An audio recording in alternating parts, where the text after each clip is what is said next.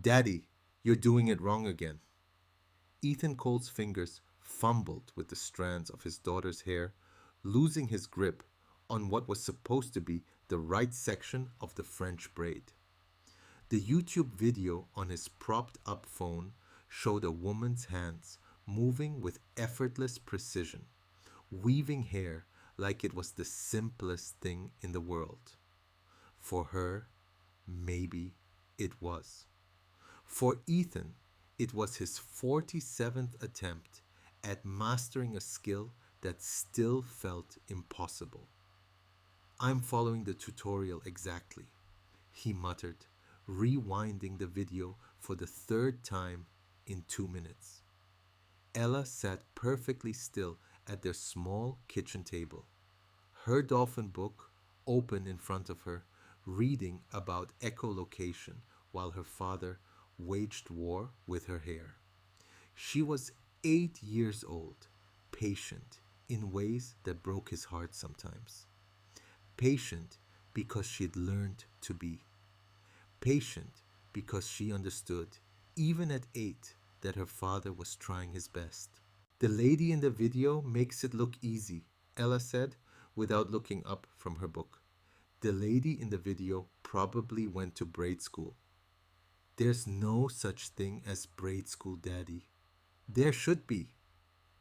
The alarm on his phone buzzed. 6:15. Ella needed to be at school by 8. He needed to be at the construction site by 7:15 for the pre-shift meeting. That left 45 minutes to finish this braid, make breakfast, pack lunch, and somehow get them both out the door, looking like functional human beings. The apartment was cold. Ethan had turned the heat down 3 degrees to save on the electric bill. Small adjustments that added up over the month. 3 degrees here, shorter showers. There, lights off in every room they weren't actively occupying. The math of poverty had become second nature. He could calculate the cost benefit analysis of every decision in the time it took most people to breathe. Coffee was brewing in the $15 Mister coffee maker he'd bought at Walmart 3 years ago, right after Sarah's funeral. He'd stood in the small appliances aisle, staring at espresso machines that cost more than his weekly paycheck, and grabbed the cheapest option that would make something caffeinated and hot. It had been one of 1,000 small practical decisions he'd made in those first weeks. Grief didn't give you time to care about quality. You just needed things that worked. There, Ethan said, securing the end of the braid with an elastic. Done. Ella hopped down from her chair and ran to the bathroom mirror. Ethan followed, watching her inspect his work. The braid was crooked, listing slightly to the left, with a few loose strands already escaping near her temple. But it was a braid, recognizably a braid. That counted for something. It's perfect, Ella declared. It's not perfect. It's perfect for me. She hugged him around the waist, her head barely reaching his rib cage. Ethan closed his eyes and held her, this small person who thought crooked braids were perfect, who never complained when they ate pasta. 3 nights in a row, who'd learned to read price tags at the grocery store and quietly put back the things she knew they couldn't afford. 3 years. 3 years since Sarah died and left him to figure out how to be both parents. 3 years of YouTube tutorials and budget spreadsheets and parent teacher conferences where he was the only dad in a sea of mothers. 3 years of crooked braids and burnt dinners and bedtime stories read in a voice hoarse from pretending everything was fine. What do you want for breakfast? He asked. Can we have the good cereal? The good cereal. Ella's code for the name brand stuff, the kind with the cartoon character on the box, that cost $2 more than the store brand. Ethan did the mental math. Checking account balance $287. Rent due in 6 days $850. Next paycheck Friday $463 after taxes. Electric bill $147 due today. The numbers didn't add up. They never added up. Every month was a game of Tetris trying to fit expenses into income, moving things around, paying some bills late, making minimum payments on others, hoping nothing unexpected happened because there was no margin for error. Sure, baby. Good cereal today. Ella's face lit up like he'd promised her Disney World. $4.99 for a box of cereal, and she looked at him like he'd hung the moon. While she ate, Ethan packed her lunch. Peanut butter and jelly on the cheap bread, an apple, a juice box from the discount pack, string cheese, crackers. He'd learned to make lunches that looked full, that made it seem like they had plenty, even when plenty was a relative term. Other kids had Lunchables and fruit snacks and cookies from the bakery. Ella had PB and J and apples, and she never complained. Not once. Not ever.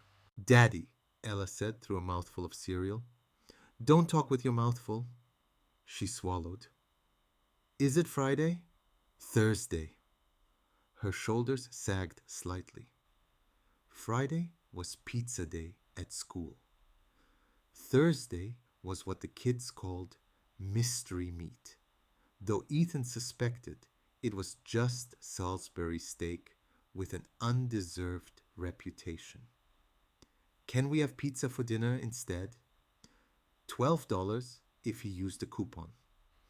$12 that could go toward the electric bill or the gap between this week's groceries and what they actually needed, or the slowly growing pile of medical bills from Sarah's final months that he was still paying off in $25 increments.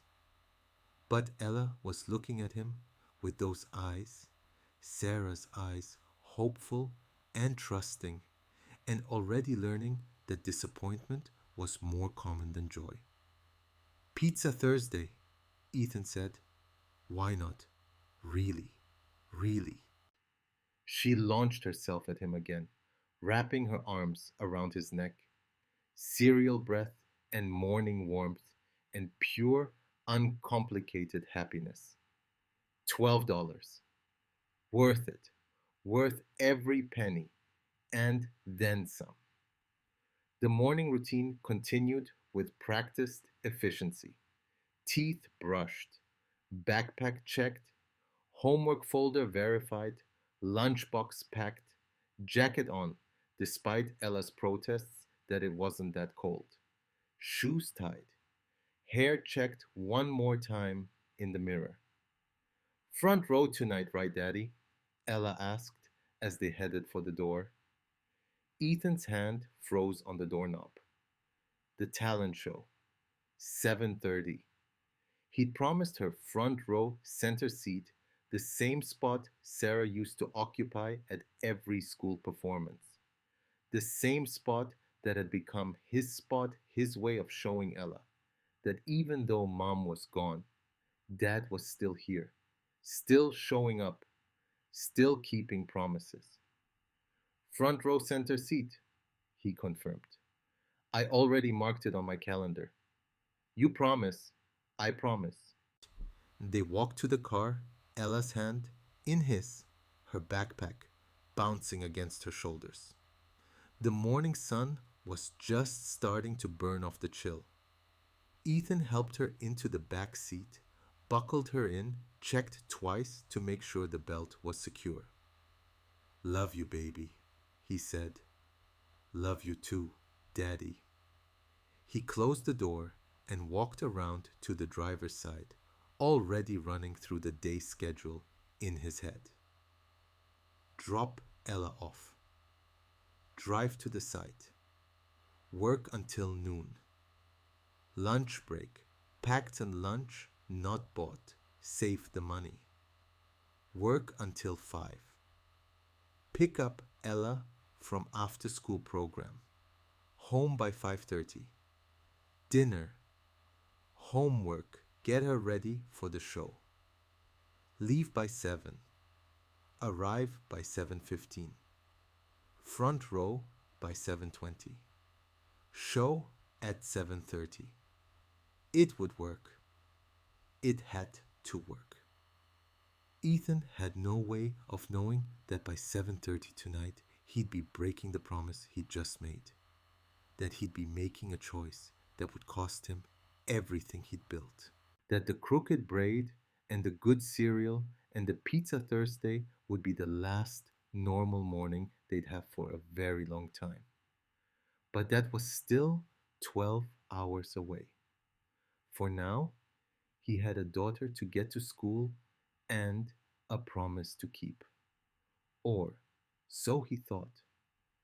The photograph on the refrigerator had been there so long that Ethan sometimes forgot to see it. But this morning, while Ella finished her cereal, his eyes caught on Sarah's face, frozen at 32, laughing at something outside the frame, baby Ella on her hip. The photo was held up by a magnet shaped like a sunflower, Sarah's favorite flower. Ethan couldn't remember who'd taken the picture or what had made Sarah laugh. Those details had faded, but the feeling remained joy, pure, uncomplicated joy. Mommy used to make the braid in 3 minutes, Ella said, following his gaze. Ethan's throat tightened. I know, baby. I'm getting faster, though. You are. Last week, it took forever. Thanks for noticing my progress. Ella smiled, then went quiet, studying the photo. She did this, sometimes went still and thoughtful, and Ethan knew she was trying to hold on to memories that were slipping away. She'd been 5 when Sarah died. 5 years old, and already she was forgetting. The way her mother's voice sounded, the songs she used to sing, the bedtime routine that was theirs alone. Do you think Mommy would be proud of me? Ella asked. The question cut deep. Baby Mommy would be so proud of you, she'd probably cry. Why would she cry if she was proud? Because sometimes when you're really happy, the happy is so big it has to come out as tears. Ella considered this, her face serious. Do you ever cry because you're happy about me? All the time. I've never seen you. I'm sneaky about it. She giggled, the sound breaking the heaviness that had settled over the kitchen. Ethan stood and cleared her bowl, rinsing it in the sink, buying himself a moment to breathe. The photo of Sarah watched him. Sometimes he felt her presence like a weight, the ghost of the life they were supposed to have lived. Other times she felt distant, a person from another lifetime. Both feelings were true. Both hurt. Sarah had been sick for 8 months. Breast cancer, aggressive and cruel, moving through her body faster than the treatments could fight it.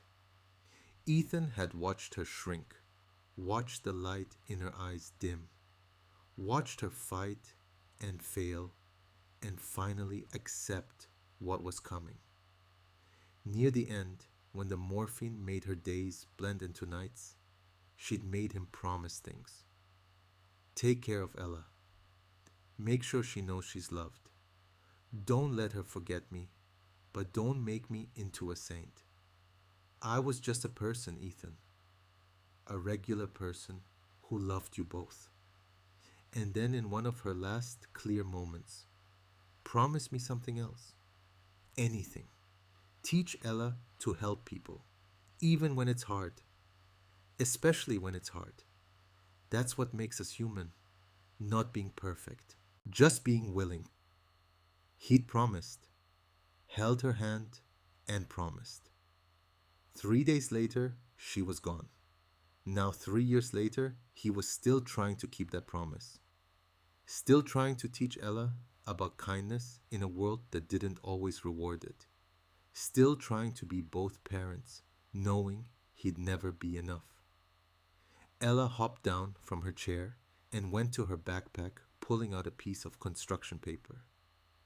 I made this in art class yesterday. The drawing showed three stick figures. One tall, with dark hair, Ethan. One small, with a crooked braid, Ella. And one with wings floating above them, Sarah. The angel version of Sarah was smiling, her stick figure arms spread wide like she was hugging them from heaven. Miss Chen said we should draw our families, Ella explained. I drew all of us. Ethan took the drawing with shaking hands. It's beautiful, baby. I wanted to make sure Mommy was still in our family, even though she's gone. She is. She always will be. That's what I thought. Ella took the drawing back and carefully placed it in her folder. I'm going to hang it in my room.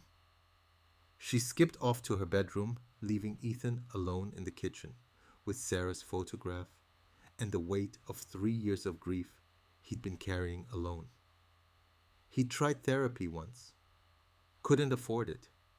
Tried a support group for widowed parents, couldn't find the time. Tried dating briefly, disastrously, before realizing he wasn't ready, and might never be. Sarah had been his person, his best friend, his partner in the daily chaos of life. Without her, everything was harder. Not impossible, but harder. Like learning to write with your non-dominant hand. You could do it technically, but it never felt natural. Ella came back, backpack secured, ready for school. Can we visit Mommy this weekend? The cemetery was 20 minutes away. They went once a month, brought flowers from the grocery store, talked to a headstone like it could hear them. Ella would update Sarah on school and friends and whatever book she was currently reading. Ethan would stand there feeling useless, wanting to give his daughter a mother who could respond. Saturday, he promised, we'll bring sunflowers. Her favorite, her favorite. They walked to the car together, Sarah's memory between them like a third person, silent but present.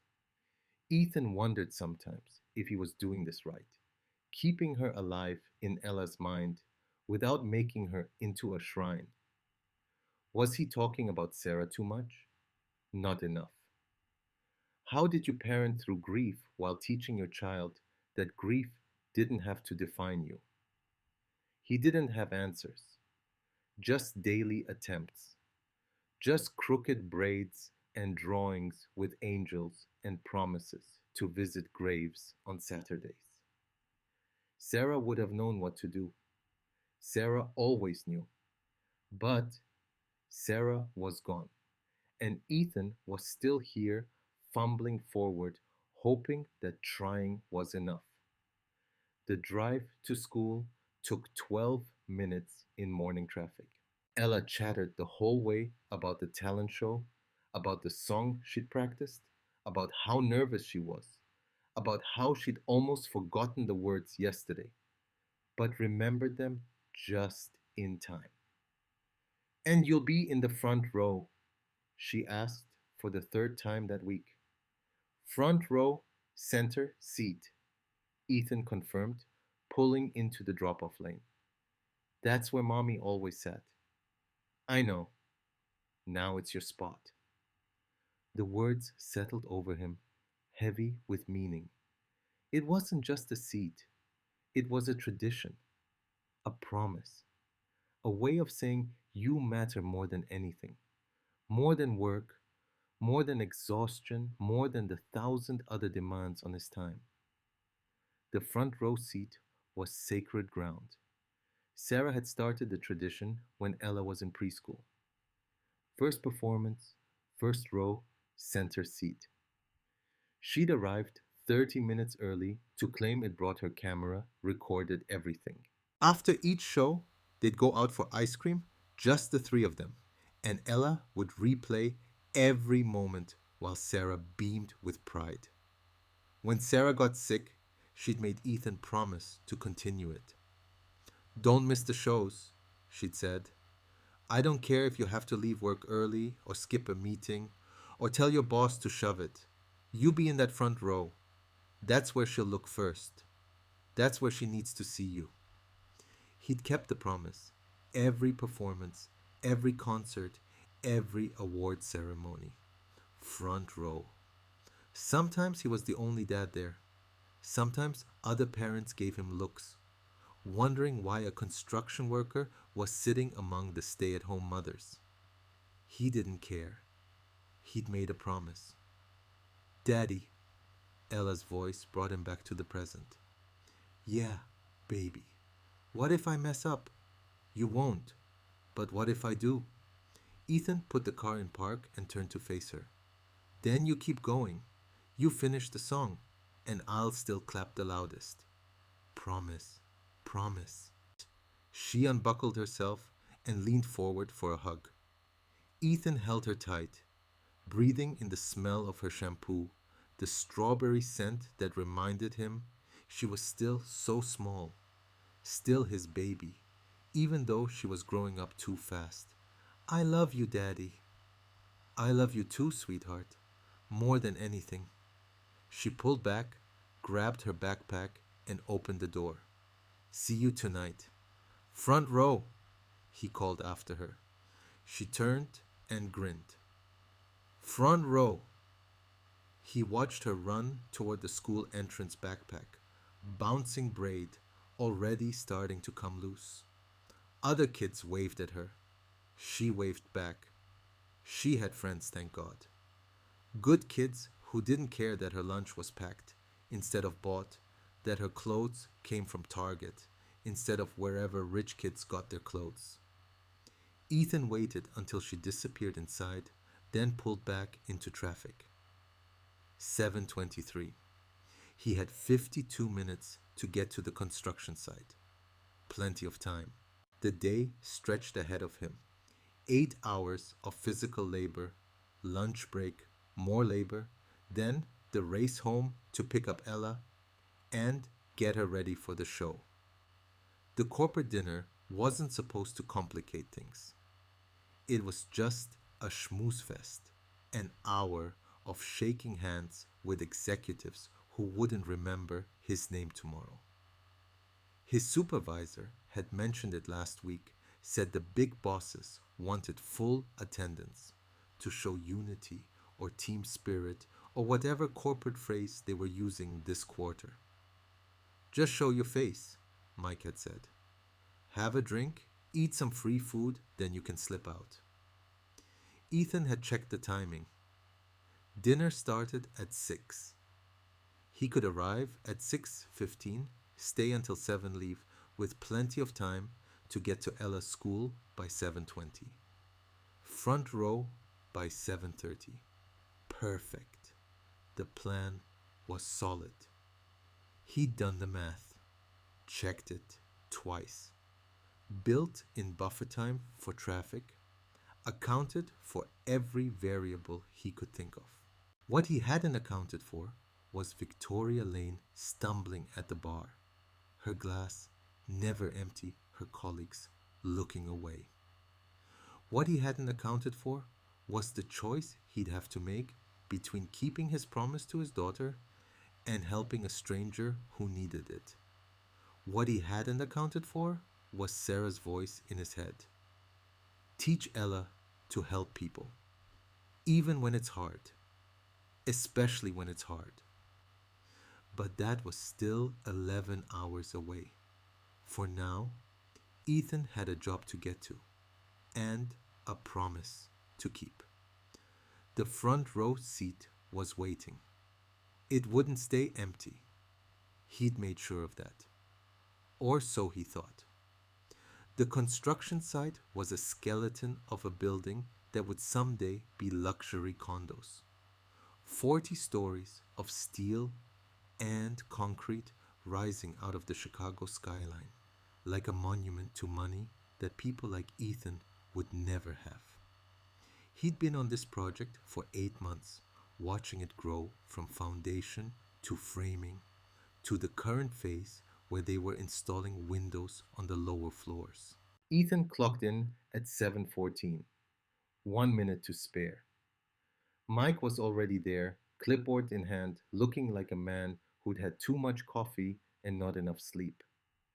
Morning, Cole. Morning. You coming to the dinner tonight? Ethan adjusted his hard hat, planning to show my face for an hour. Boss wants full attendance. Big clients will be there. I've got my daughter's talent show at 7:30. Mike's expression shifted something between sympathy and frustration. Look, I get it. But you know how it is? FaceTime matters. These clients, they like seeing the full crew. Makes them feel like their money's going to a tight team. I'll be there from 6:15 to 7. That's an hour. Cole, I promised my kid I'd be at her show. Front row. I don't break promises to my kid. Mike sighed, making a note on his clipboard. Just try to stay as long as you can. All right? Shake some hands. Look engaged. I'll do my best. The morning passed in a rhythm Ethan knew by heart. Hauling materials, checking measurements, working alongside Danny and Rodriguez, two guys who'd been on the crew longer than Ethan and never let him forget it. They were good workers, decent guys, but they lived in a different world. Danny had a wife who worked part time. Rodriguez's mother watched his kids for free. They didn't understand the constant calculations Ethan lived with. At noon, the crew broke for lunch.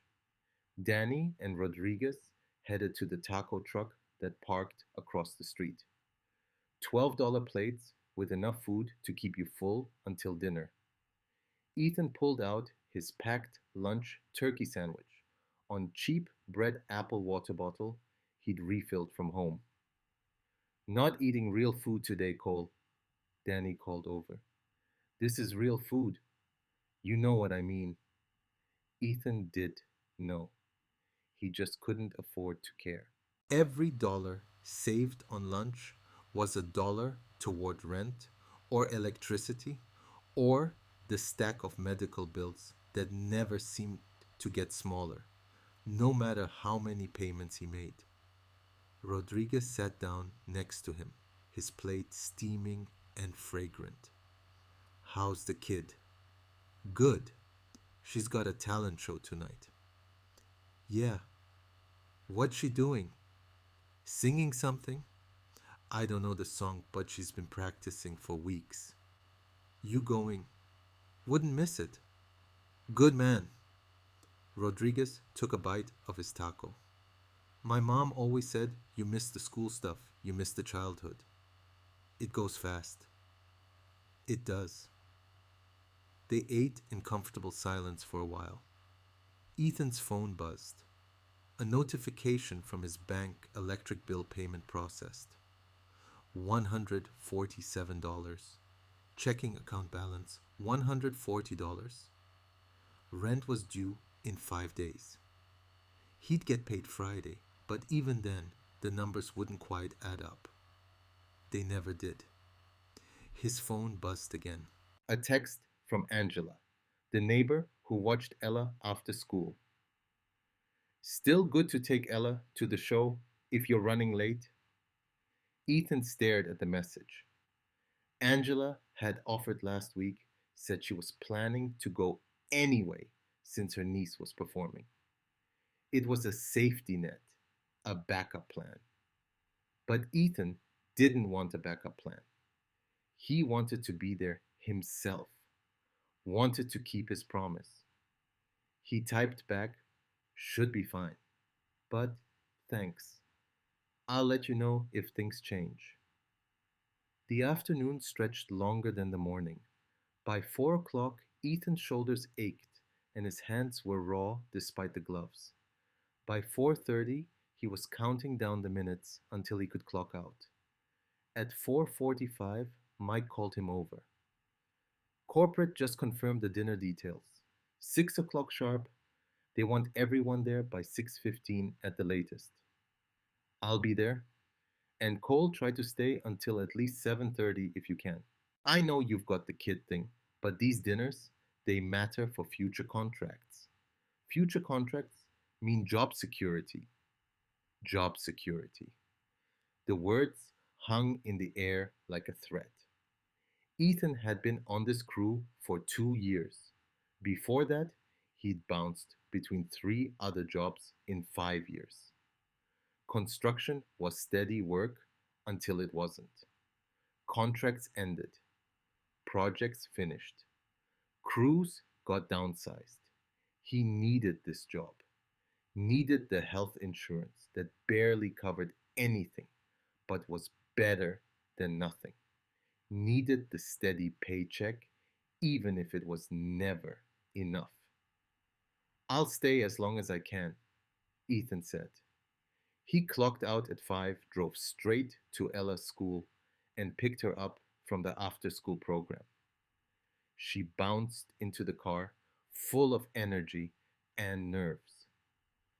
4 hours until showtime, she announced. 4 hours? Ethan confirmed. You're going to be there, right? Front row, baby, I promise. The words came easily. The promise felt solid. He'd done the math, checked the timing built in cushions. What he hadn't built in was a drunk CEO who couldn't remember her address, and a choice that would change everything.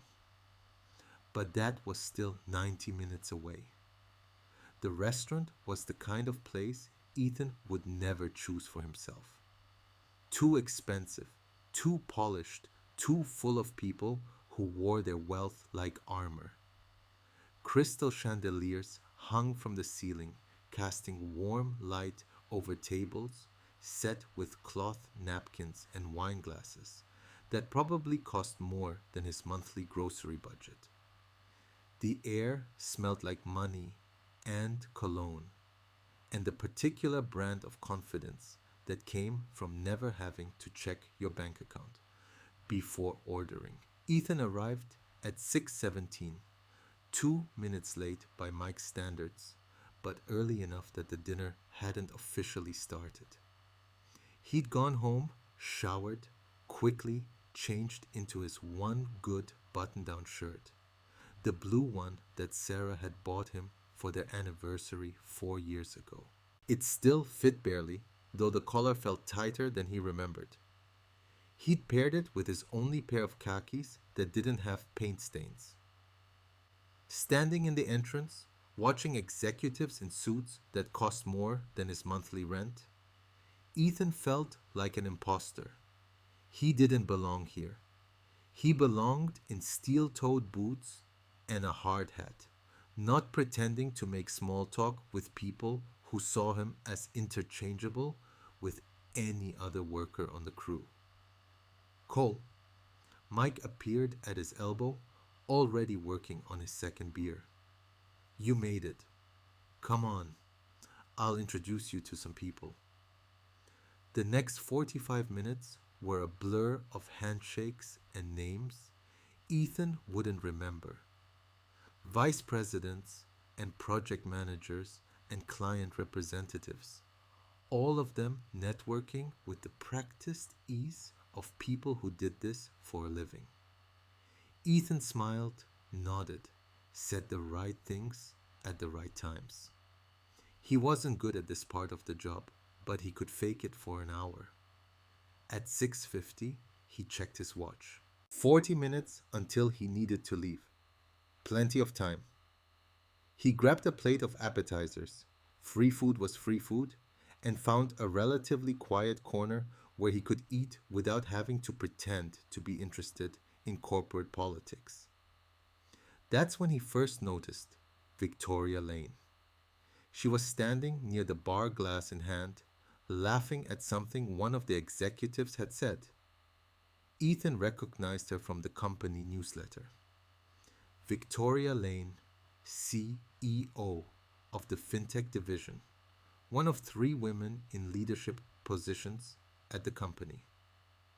She'd been profiled last month as one of Chicago's top business leaders under 40. The article had called her brilliant, driven, uncompromising. Tonight, she looked unsteady.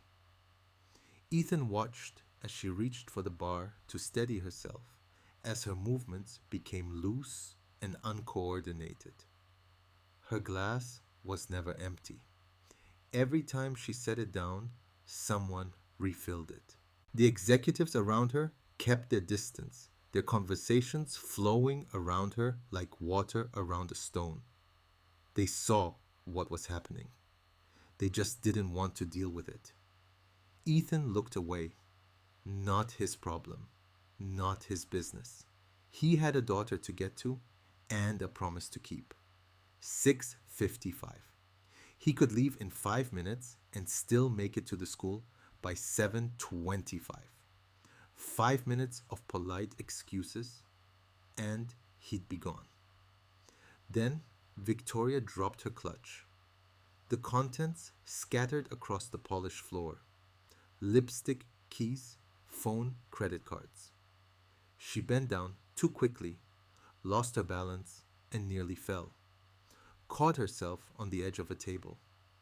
Her phone had gone dark, dead battery. She was patting her pockets, mumbling something about not remembering her address, looking around with the unfocused confusion of someone who'd had too much to drink and not enough sense to stop. Nobody moved. 30 people in this restaurant. Executives, managers, important people with important titles. And not one of them moved to help. Ethan checked his watch again. 6:58. 2 minutes until his planned departure. He could leave right now, walk out the door, drive to Ella's school, claim his front row seat, keep his promise. This wasn't his responsibility. Victoria Lane was a CEO with assistants and drivers and probably a dozen people whose job it was to handle situations like this. She didn't need a construction worker to play hero. But Sarah's voice was in his head, clear as if she were standing next to him. Teach Ella to help people, even when it's hard, especially when it's hard. Ethan closed his eyes, took a breath, made a choice. He pulled out his phone and pulled up Angela's number. His finger hovered over the call button. If he did this, if he helped Victoria Lane instead of leaving right now, he'd miss the show. He'd break his promise. He'd leave an empty seat in the front row where Ella would look for him and find nothing. But if he didn't help, if he walked away while a woman was vulnerable and alone and in danger, what would that teach Ella? He pressed call. Angela, it's Ethan. I need a favor. Angela's voice came through warm and familiar. Sure, hon. What's up? Can you take Ella to her talent show tonight? I'll explain later, but something's come up and I can't make it. Silence on the other end. Then, Ethan, she's been talking about you being in the front row all week. I know. She's going to be devastated. I know that too. His throat was tight. But I don't have a choice. There's someone here who needs help, and there's nobody else who's going to do it. More silence. Angela sighed. All right, I'll pick her up in 15 minutes. But, Ethan, you're going to have to explain this to her yourself. I will. Thank you, Angela. I owe you.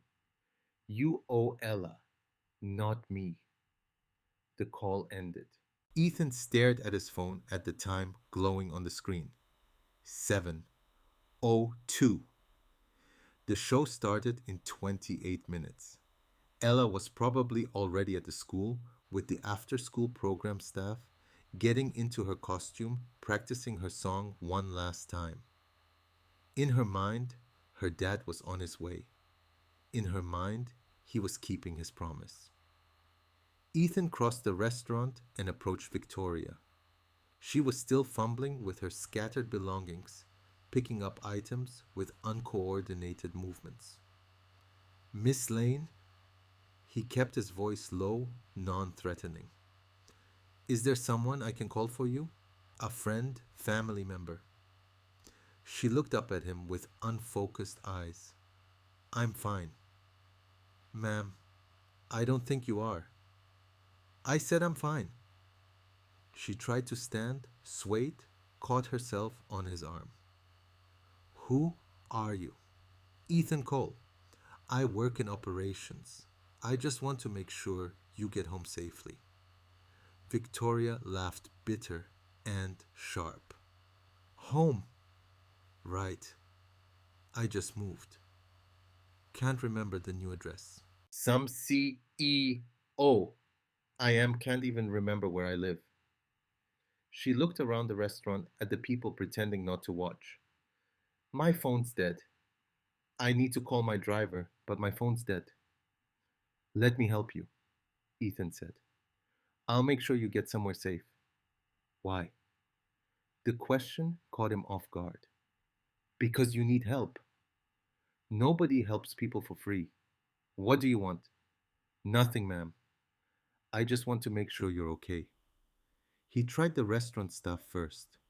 The manager listened politely, then explained that they couldn't take liability for intoxicated patrons.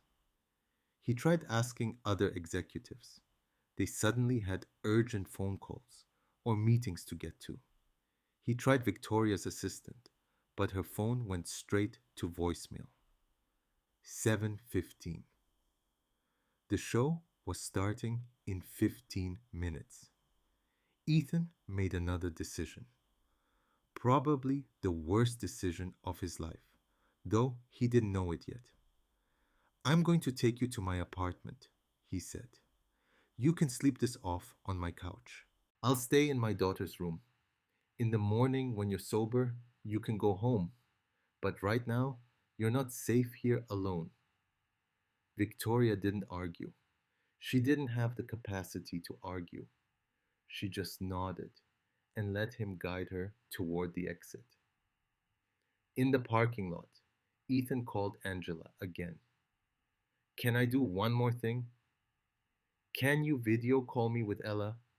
I need to talk to her before the show starts. Hold on. A moment later, Ella's face appeared on the screen. She was already in her costume, silver stars pinned in her hair. Behind her, Ethan could see the backstage area of the school auditorium. Daddy, where are you? The show's starting soon. His heart shattered. Baby, listen to me. There's a lady here who's really sick. She needs help getting home safe. Ella's smile faded. But the show, I know. I'm so sorry, sweetheart. I promised I'd be there, and I'm breaking that promise. But this lady, she's in trouble, and nobody else is helping her. So is she sick like mommy was? The question destroyed him. Different sick, but she needs help. Ella's face crumpled. She was trying not to cry. 8 years old and already learning that adults don't always keep their promises, that the world doesn't care about front row seats, or children who need their fathers. Mommy always said to help people, Ella whispered. She did, even when it's hard, especially when it's hard. Ella nodded, blinking back tears. Okay, Daddy, help the sick lady. You're going to be amazing tonight. Angela will record everything. I'll watch it tomorrow, I promise. Promise. Promise. I love you, baby. Love you too. The screen went dark. Ethan sat in his car. Victoria passed out in the passenger seat and let himself break for exactly 30 seconds. Then he wiped his eyes, started the engine, and drove. Victoria got sick twice on the way to his apartment. Both times, Ethan pulled over, handed her water he'd bought at a gas station, waited patiently. She mumbled apologies between retching. He told her it was fine. It wasn't fine. Nothing about this was fine. But what choice did he have? His apartment was dark when they arrived. The windows that usually glowed with Ella's bedroom light were black. Angela had already picked her up. The show was starting right now. Ella was walking onto that stage, scanning the audience for the front row center seat, finding it empty. Ethan helped Victoria inside, guided her to the couch, stepped back immediately. He didn't linger, didn't touch her more than absolutely necessary. Every movement was calculated, conscious of how this could look, how it could be misinterpreted. He filled a glass with water, set it on the coffee table with 2 aspirin, found a clean blanket and draped it over her. She was already asleep, curled on her side. Mascara, smudged, expensive dress, wrinkled and stained. Then Ethan did something that would later become crucial evidence. He wrote a note, clear, detailed, anticipating every question, every fear. You are at my home because you could not get back to yours safely. I slept in my daughter's room. There is water and aspirin on the table. My name is Ethan Cole. I work in operations. He placed the note where she'd see it first thing, plugged in her dead phone, set it next to the note. Then he went to Ella's room, spread a blanket on the floor, and lay down on the carpet next to her bed. The room smelled like her. Strawberry shampoo and the lavender spray she used because she thought it helped her sleep. Her stuffed animals were lined up on her bed. Her nightlight cast stars across the ceiling. Ethan pulled out his phone. Angela had sent the video already. Ella's performance. He stared at the file. Couldn't bring himself to press play. Not yet. Not while the woman in his living room held the power to destroy everything. He set the phone down and stared at the ceiling, at the plastic stars, thinking about the real front row seat he should have been occupying. Thinking about his daughter singing without him there to hear it. Thinking about the choice he'd made and whether Sarah would have been proud or disappointed. Thinking he'd done the right thing. Having no idea how wrong everything was about to go. The sound of the front door opening woke Ethan from a sleep he hadn't realized he'd fallen into. His watch read 11:43. He sat up from Ella's floor, his back aching, and heard Angela's voice in the living room. Should be sleeping by now, but she wanted to come home. Then Ella's voice, smaller than usual. Is Daddy here? Ethan emerged from the bedroom to find his daughter standing in the doorway in her costume glitter, still in her hair from the performance. Angela stood behind her, apologetic but firm. She insisted, Angela said. Wanted to see you tonight. Ella's eyes went immediately to the woman on the couch. Victoria was exactly where Ethan had left her, sleeping under the blanket, one arm dangling toward the floor. Daddy, who is that? Ethan knelt down to Ella's level.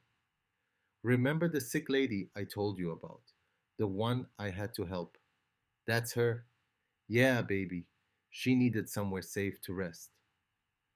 Ella studied Victoria with the intense curiosity of a child taking in every detail. The expensive clothes, the smudged makeup, the way she was curled up like she was trying to make herself smaller. She looks sad, Ella observed, even when she's sleeping. The comment surprised Ethan. What do you mean? Her face is all scrunched, like when you're worried about bills. Angela made a soft sound, somewhere between amusement and sympathy. Ethan realized with a sinking feeling that Ella had been paying more attention than he'd thought. That she noticed when he sat at the kitchen table late at night, calculator out, trying to make numbers add up that never would. She's just tired, Ethan said. Come on, let's get you ready for bed. Angela helped Ella change out of her costume while Ethan put it carefully in the closet. The silver stars fell out of her hair onto the carpet. He picked them up one by one, these cheap plastic decorations that had made his daughter feel special for one night. How was the performance? He asked. Ella shrugged. Good, I guess. Just good. I remembered all the words. That's great, baby. But you weren't there to hear them. The words were matter of fact, not accusatory. Somehow, that made them worse. Ella wasn't angry. She was just stating reality. Her dad had promised to be in the front row, and he wasn't. Simple as that. I know, Ethan said, and I'm so sorry. It's okay. You were helping someone. That doesn't make it okay. Ella looked at him with those eyes that saw too much. Mommy would understand. Maybe, but that doesn't mean it doesn't hurt. Did it hurt you to miss it? Yes, baby. It hurt a lot. Good, Ella said, then immediately looked guilty. I mean, I don't want you to hurt, but I'm glad you're sad about missing it. That means it mattered. Ethan pulled her into a hug, this child who was too wise for her age, who'd learned too young that life was complicated and promises sometimes got broken, and being good didn't always mean things worked out the way you wanted. Angela left after saying goodnight. Ethan tucked Ella into bed, checked that her nightlight was on, made sure her water cup was full. Daddy. Ella's voice stopped him at the door. Yeah. Is the sick lady going to be okay? Yeah. She just needs to rest. Will she remember you helped her? The question struck him as oddly specific. I hope so. Why? Because I want her to know. That you missed my show to help her. That it was important to you. I think she'll understand. Good. Ella rolled over, tucking her stuffed elephant under her chin. Night, Daddy. Night, baby. I love you. Love you too. Ethan stood in the doorway for a long moment, watching his daughter's breathing slow as she drifted toward sleep. In the living room, Victoria remained unconscious. In his pocket, his phone held the video of the performance he'd missed. He went back to Ella's floor, spread his blanket out again, and lay down. The note was on Victoria's coffee table. Her phone was charging. Everything was documented. Everything was appropriate. He'd maintained distance. He had a witness in the form of his own child. It should have been enough. But as Ethan lay there in the dark, listening to Ella breathe in the bed above him, and Victoria breathe in the room beyond, he had a terrible premonition that nothing would be enough. That he'd just made a choice that would unravel everything. That doing the right thing was about to cost him more than a front row seat. His phone buzzed. The video from Angela. He pulled it up, let his thumb hover over the play button. Couldn't do it. Not yet. Couldn't watch his daughter look for him in a crowd and not find him. Couldn't watch her sing alone while he'd been helping a stranger who'd probably never even remember his name. Ethan set the phone down and closed his eyes. Tomorrow, Victoria would wake up. Tomorrow, she'd read the note. Tomorrow, everything would make sense, and she'd thank him and leave, and life would go back to normal. Tomorrow. He almost believed it. Victoria Lane opened her eyes to a ceiling she didn't recognize. The panic was immediate and visceral. Wrong ceiling, wrong bed, wrong clothes. She sat up too fast, her head pounding, stomach churning. She was wearing an oversized t-shirt that smelled like laundry detergent and something else, something unfamiliar. Not her shirt, not her room, not her anything. The last thing she remembered clearly was the restaurant, the corporate dinner. She'd been stressed about the board meeting next week, had allowed herself a glass of wine to take the edge off. Then another. Then nothing. A black hole where the rest of the night should have been. Victoria's hands shook as she looked around the room. Small apartment, children's drawings on the walls, a family photo on the bookshelf showing a man, a woman, and a little girl. The woman looked happy. The man looked young. The photo looked old. On the coffee table in front of her, a glass of water, 2 aspirin, and a note. She grabbed the note with trembling fingers. You are at my home because you could not get back to yours safely. I slept in my daughter's room. There is water and aspirin on the table. My name is Ethan Cole. I work in operations. Victoria read it 3 times. The handwriting was neat masculine, the message clear and direct. He'd anticipated her fear. Left an explanation before she even woke up. That was either very thoughtful or very calculated, and she didn't know which possibility frightened her more.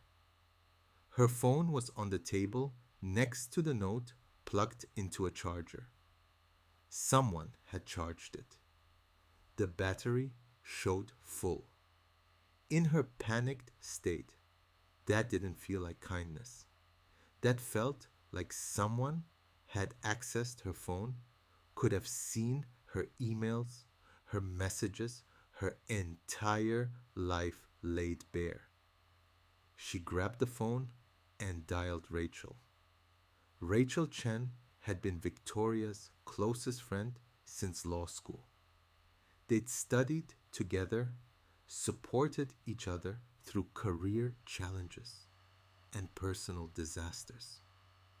Rachel had been there through Victoria's divorce, through the hostile takeover attempt at work, through every crisis that required someone who could think 3 steps ahead and tell hard truths.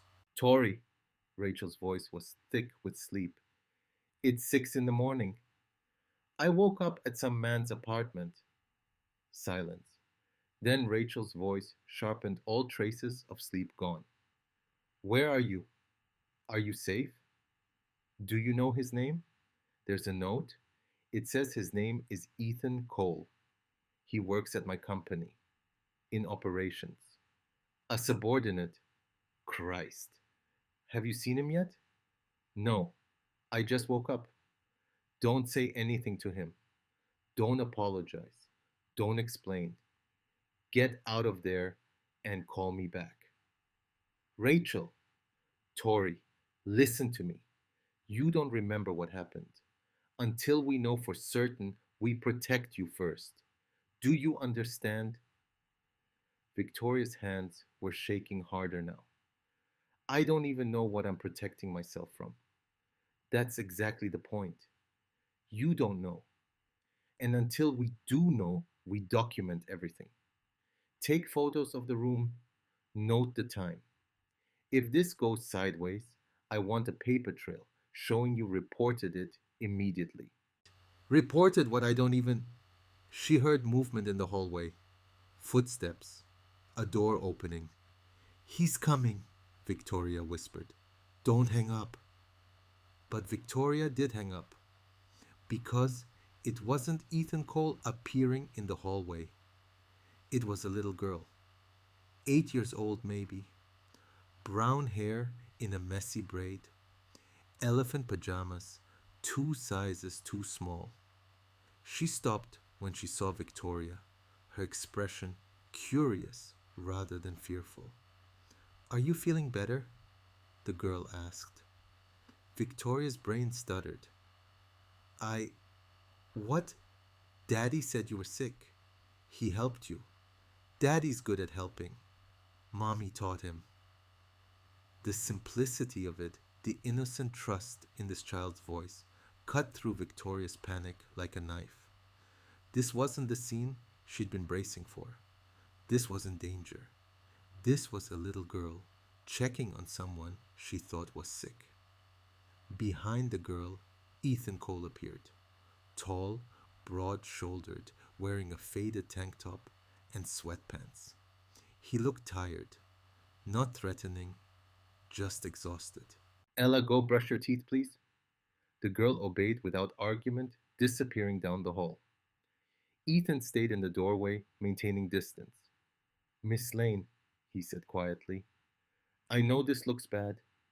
I know you're scared. But I need you to understand that nothing happened last night. You were in no condition to get home safely. I made a judgment call. That's all. Victoria looked around the room again, seeing it differently now.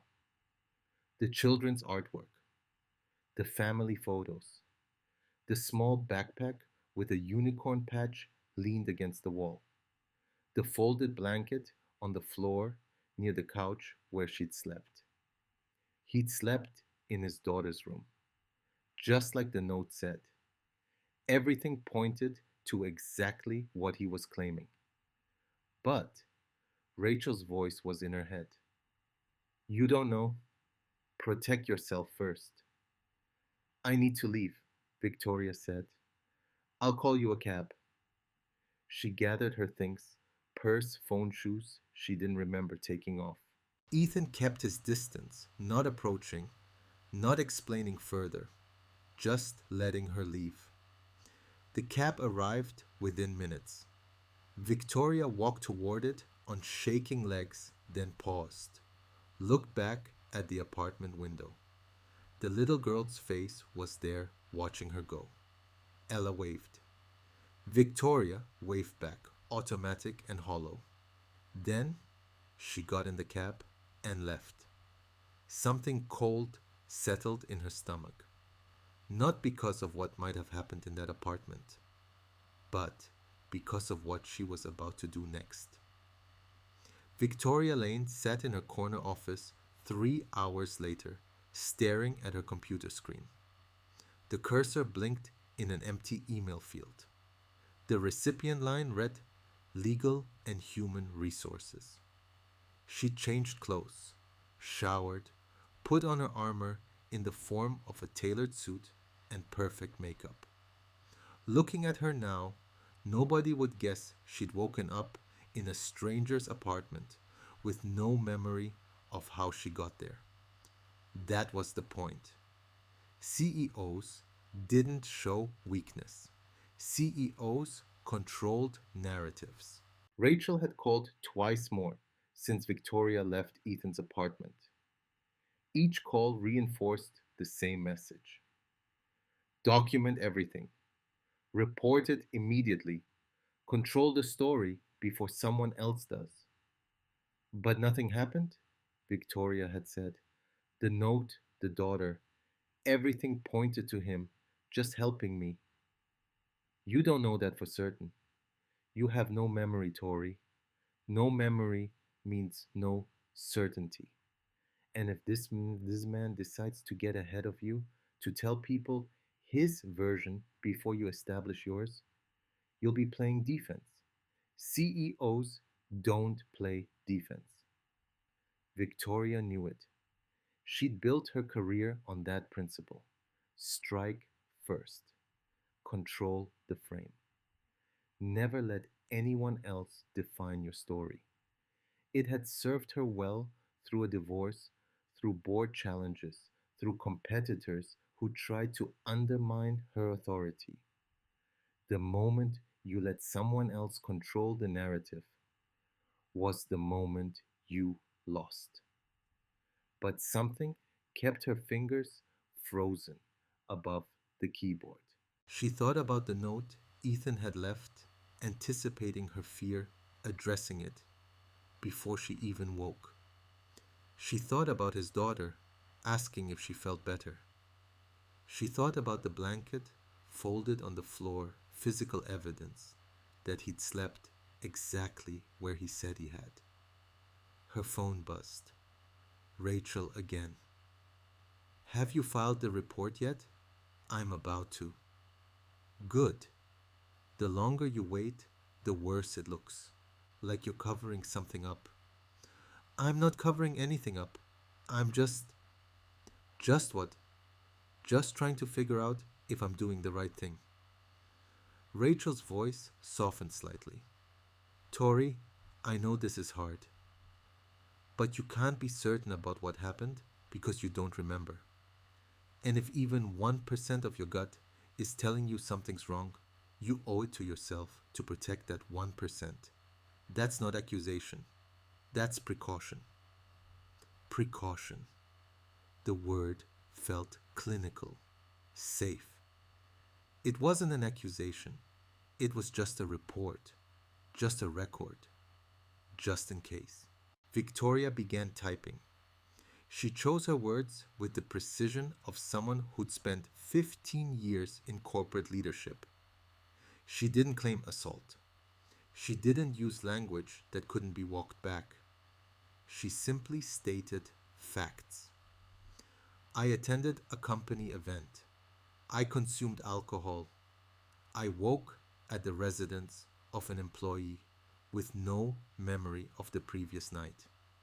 I am filing this report to ensure proper documentation and to request a review of company protocols regarding employee conduct at corporate functions.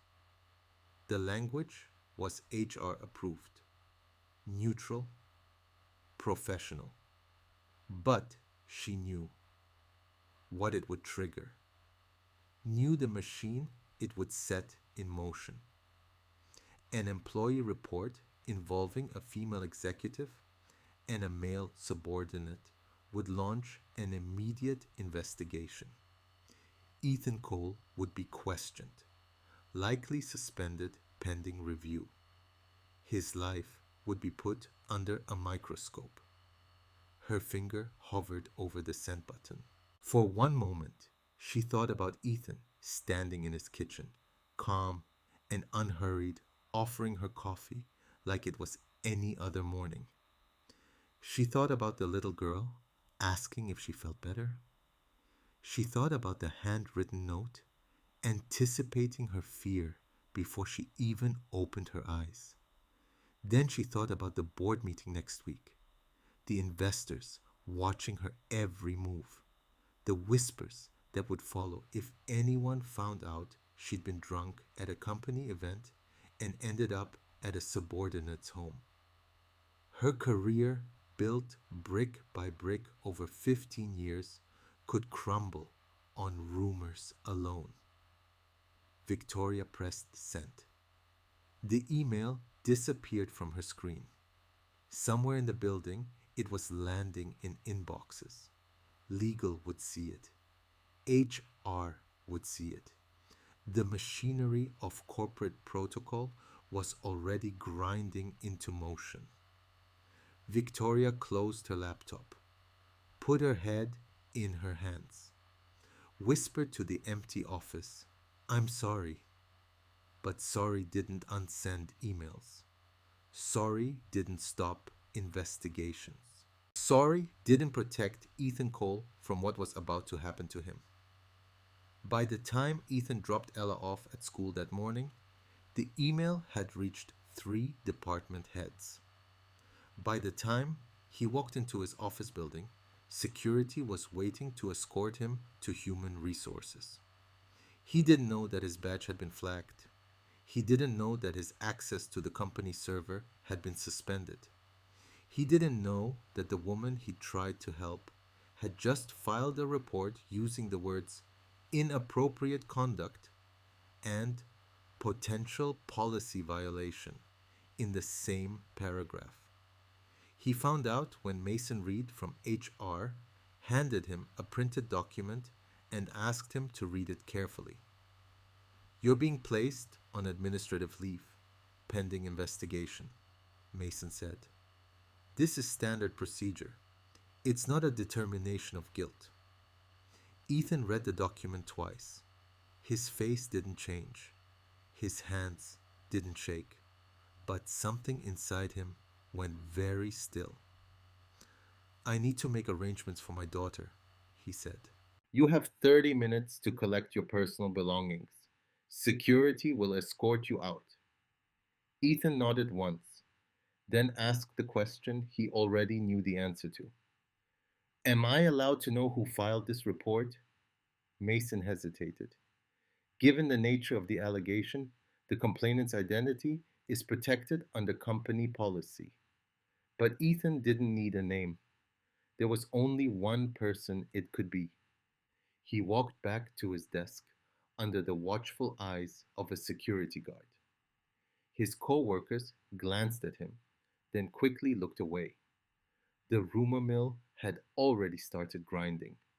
By lunch, everyone would have their own theory about what Ethan Cole had done to get escorted out of the building. The truth wouldn't matter. It never did. Ethan sat in his car in the school parking lot, the cardboard box of his belongings on the passenger seat. Inside, a photo of Ella at her 5th birthday party, a coffee mug she'd painted for him at summer camp, a small cactus that had somehow survived 3 years on his desk. The collected evidence of 2 years at this job packed into a box that weighed almost nothing. His phone showed 11:47. Ella was in class, learning math or science or whatever third graders learned on Thursday mornings. She had no idea that her father had just been escorted out of his building like a criminal, that the whispers had already started, that by the time he picked her up this afternoon, her world would be different. He needed to tell her, needed to explain why he'd be home every day now, why money would be even tighter, why the other parents at school might start looking at him differently.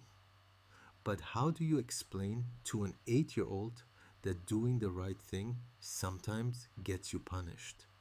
Ethan started the car and drove to the school. He walked into the main office where the secretary looked up with a practiced smile. "I need to pick up Ella Cole early," he said. "Family matter." The secretary's smile flickered. Is everything all right, Mr. Cole? Everything's fine. Just need her home today. 10 minutes later, Ella emerged from her classroom, confused but not worried. She trusted that if Daddy was picking her up early, there was a good reason. Why am I leaving? She asked as they walked to the car. I'll explain when we get home. Am I in trouble? No, baby. You're not in trouble. In the car, Ella buckled herself in and waited. She'd learned to read her father's moods, to know when to push for answers and when to wait. This was a waiting moment. Ethan pulled into their apartment complex and parked, turned off the engine, sat in silence for a moment, gathering words that wouldn't come. Daddy, Ella's voice was small. What's wrong? He turned to face her.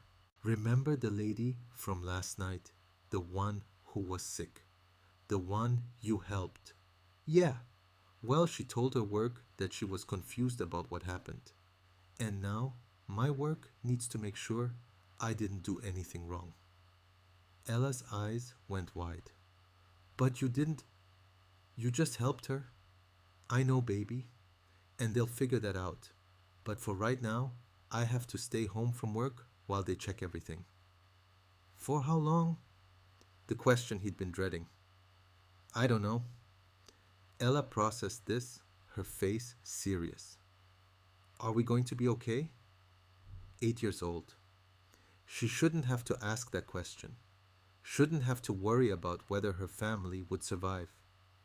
But she'd learned young that security was fragile, that everything could change in a moment. We're always okay as long as we have each other, Ethan said. Right? Ella nodded, but he could see the worry in her eyes. She wasn't entirely convinced. Inside the apartment, Ella set her backpack down carefully. Can we watch my performance now? Ethan's heart sank. He still hadn't watched the video, couldn't bring himself to see his daughter looking for him in a crowd where he wasn't. Are you sure you want to? I want you to see it, Daddy. I worked really hard. They sat on the couch together. Ethan pulled up the video on his phone, hit play. The recording was shaky at first, Angela finding her position in the audience. Then the stage came into focus, and Ella walked out in her costume silver stars, catching the light. Ethan watched his daughter scan the audience, watched her look for the front row, watched her face fall just slightly when she didn't find him there. But then something remarkable happened. Ella squared her shoulders, took a breath, and sang anyway, every word, every note. Her voice was sweet and clear, occasionally off key in the way that 8-year-olds are, but confident. She'd practiced for weeks, and it showed. She remembered the choreography, hit her cues, even smiled at the other kids during the group chorus. The video ended. Ethan's eyes were wet. Did I do good? Ella asked. Baby, you did amazing. Better than if you were there? The question caught him off guard. What? Angela said you had to help someone. So maybe I did better because I had to be brave by myself. Ethan pulled her close. You are the bravest person I know. Ella leaned against him. You're pretty brave too, Daddy. You helped someone, even though it was hard. They watched the video again and again. Each time Ethan saw something new. The way Ella's hands trembled slightly before she started singing. The way she glanced at the front row between verses, still hoping he might magically appear. The way she finished strong despite everything taking her bow with a smile that looked almost real. His daughter. Brave and bright and already learning that the world didn't always reward doing the right thing. I'm sorry I wasn't there, Ethan said again. I know, Daddy. You already said sorry. I know. But I need you to understand how sorry I am. Ella pulled back to look at him. Are you going to keep saying sorry? Because that won't change anything. You weren't there. Now you are.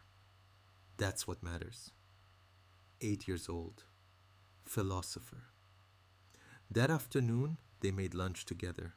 Grilled cheese with the cheap bread and cheese slices. Ella chatted about school, about her friend Emma, who'd invited her to a birthday party next week, about the book she was reading about dolphins. Normal conversation. Normal afternoon. Except Ethan's phone kept buzzing with texts from coworkers. Most of them were checking if he was okay. A few were more pointed. What happened? Are you all right? Call me. He didn't respond. Didn't have the energy to explain something he barely understood himself. At 3 o'clock, his phone rang. The school. Ethan's stomach dropped. Mr. Cole. This is Principal Matthews. I wanted to give you a heads up about something. What happened?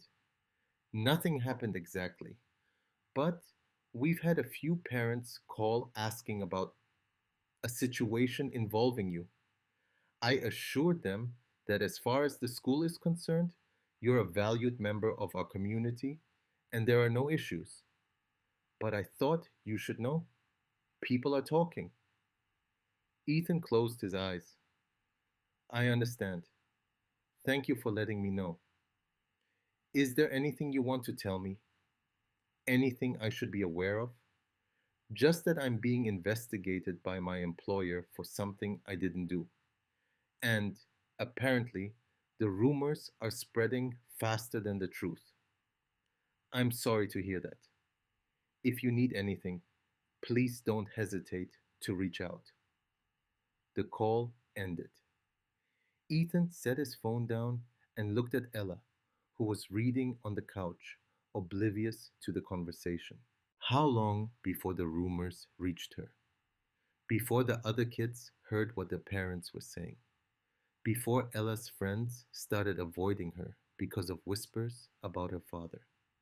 He thought about the front row seat he'd given up to help Victoria Lane. Thought about the choice that had seemed so clear at the time. Help someone in need. Do the right thing. Teach Ella through actions, not just words. Now that choice was metastasizing into something he couldn't control. A report he'd never seen, allegations he couldn't defend against consequences that would ripple out and touch his daughter. Ella looked up from her book. Daddy, are you okay? Yeah, baby. Just tired. You look sad. I'm not sad. I'm just thinking. About the sick lady. Yeah. Do you wish you hadn't helped her? The question stopped him cold. Did he? If he'd known this would happen, would he have made a different choice? No, he said finally. I don't wish that. Good, because Mommy always said helping people is important, even when it's hard, even when it costs you everything Ethan thought but didn't say, even when it destroys your life. Even then. Monday morning, Ethan woke at 5:47 out of habit.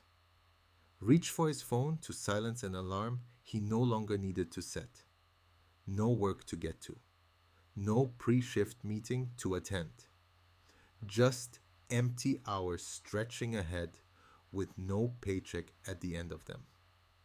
He made coffee and sat at the kitchen table with his laptop, pulling up his bank account. The numbers stared back at him, merciless and clear. Checking account $287.14 Savings account $0. Rent due in 18 days. Amount due $850. Next paycheck, none. Suspended employees didn't get paid. Unemployment benefits filed for them Friday, 3 to 4 weeks before the first payment. The math didn't work. Simple arithmetic. He needed $850 in 18 days and had $287 with no income. Ethan opened a spreadsheet and started making lists. Essential. Rent, $850. Or eviction, electricity, $147.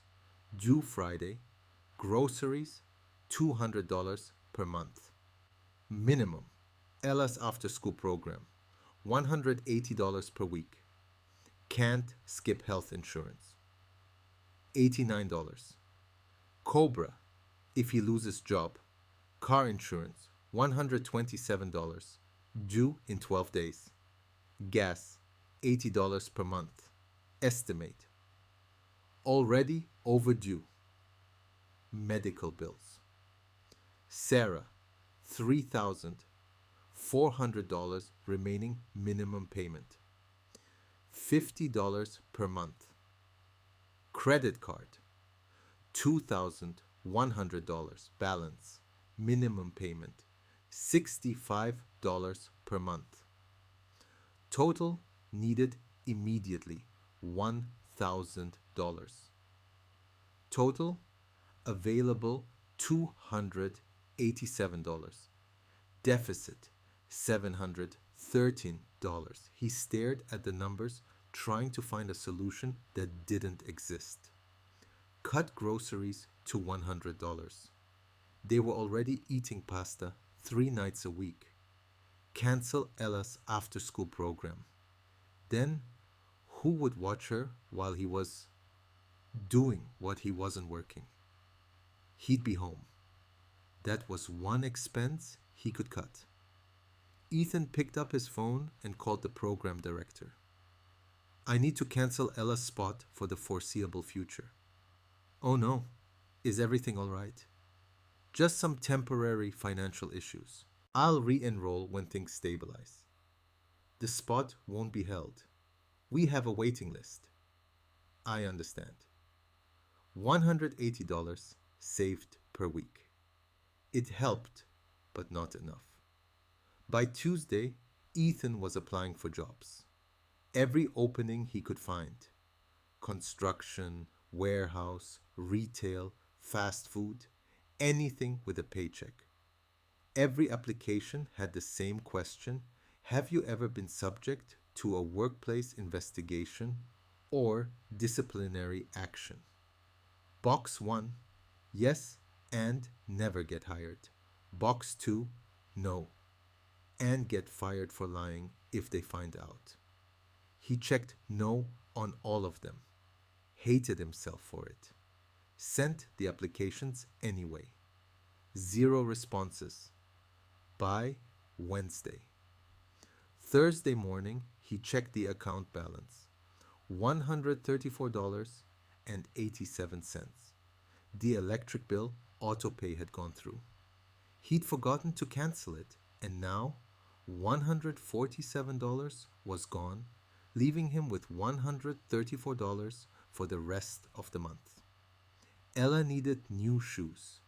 Her toes were scrunched, in the old ones, the soles wearing through. Shoes cost at least $30 for the cheap kind. That left $104 for groceries, until unemployment kicked in. If it kicked in. If his claim was approved. Ethan pulled out the small velvet box from his bedroom drawer.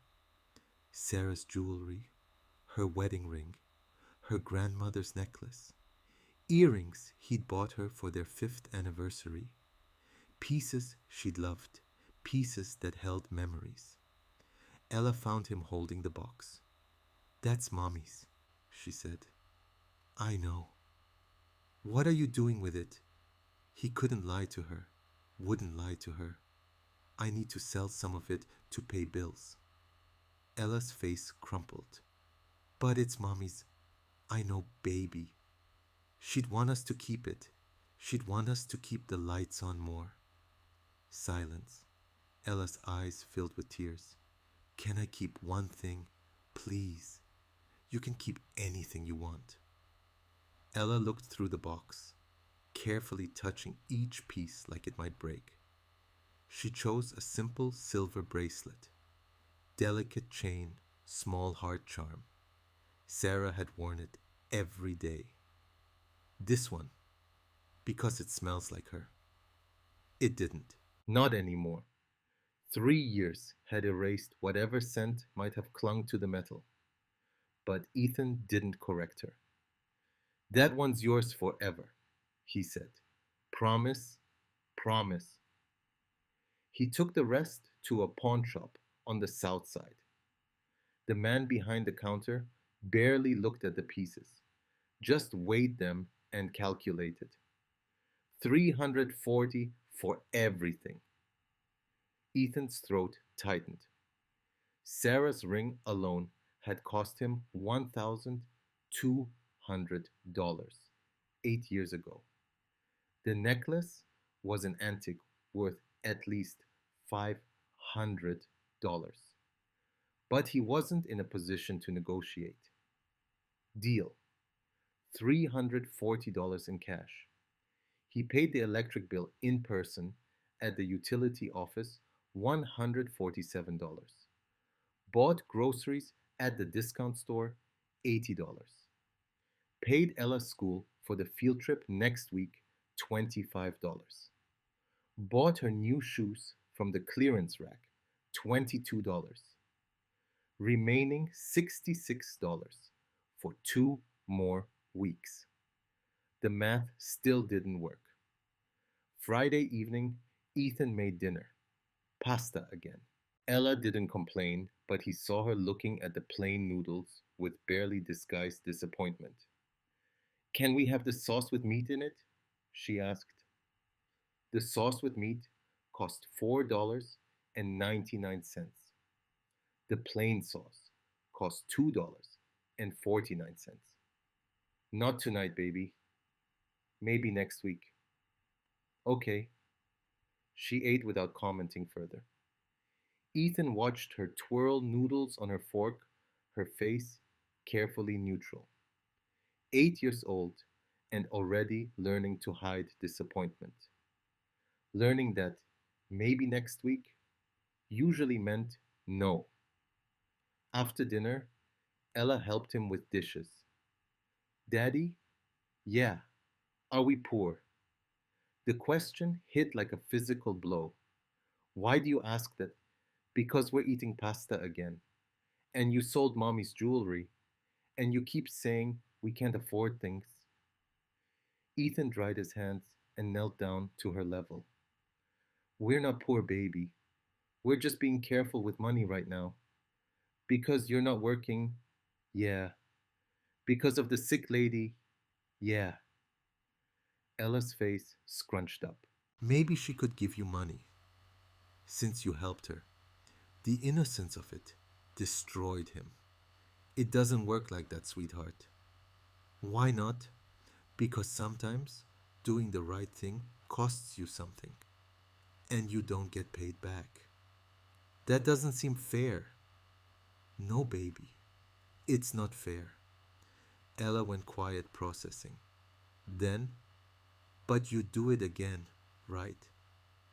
Even knowing what would happen, would he?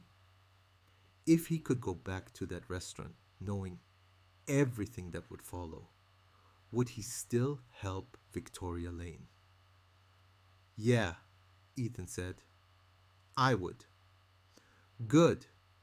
Because if you said no, I'd be sad. Not because we're eating pasta, but because it would mean you're not the daddy I think you are. She hugged him and went to her room to read. Ethan stood in the kitchen alone with the dishes and the crushing weight of financial math that wouldn't balance. He pulled out his phone and looked at job applications. all pending, all silent. His phone buzzed. A text from an unknown number. This is Mason Reed from HR. We'd like you to come in for a follow up interview. Tuesday, 9 a.m. Please confirm. Ethan stared at the message.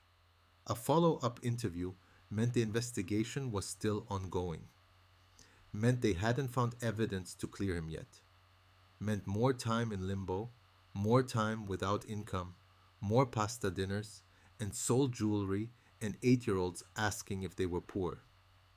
He typed back, confirmed, set his phone down, looked at the calendar on the wall. 14 days until rent was due. $66 to last until then.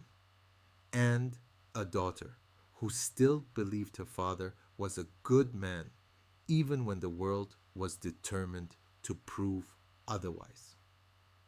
The first sign came on Monday. Ethan was picking Ella up from school. No after school program anymore. He was there at 3 o'clock sharp every day when he noticed her walking alone to the car. Usually, Emma or one of the other girls walked with her. Today, she was by herself. Where's Emma? He asked as she climbed into the back seat. She had to go home quick. Something in her voice wasn't right. Too casual, too practiced. Everything okay at school? Fine. That word. Fine. The universal word kids used when nothing was fine. At home, Ella went straight to her room. Didn't ask for a snack. Didn't talk about her day. Just closed her door quietly and stayed there.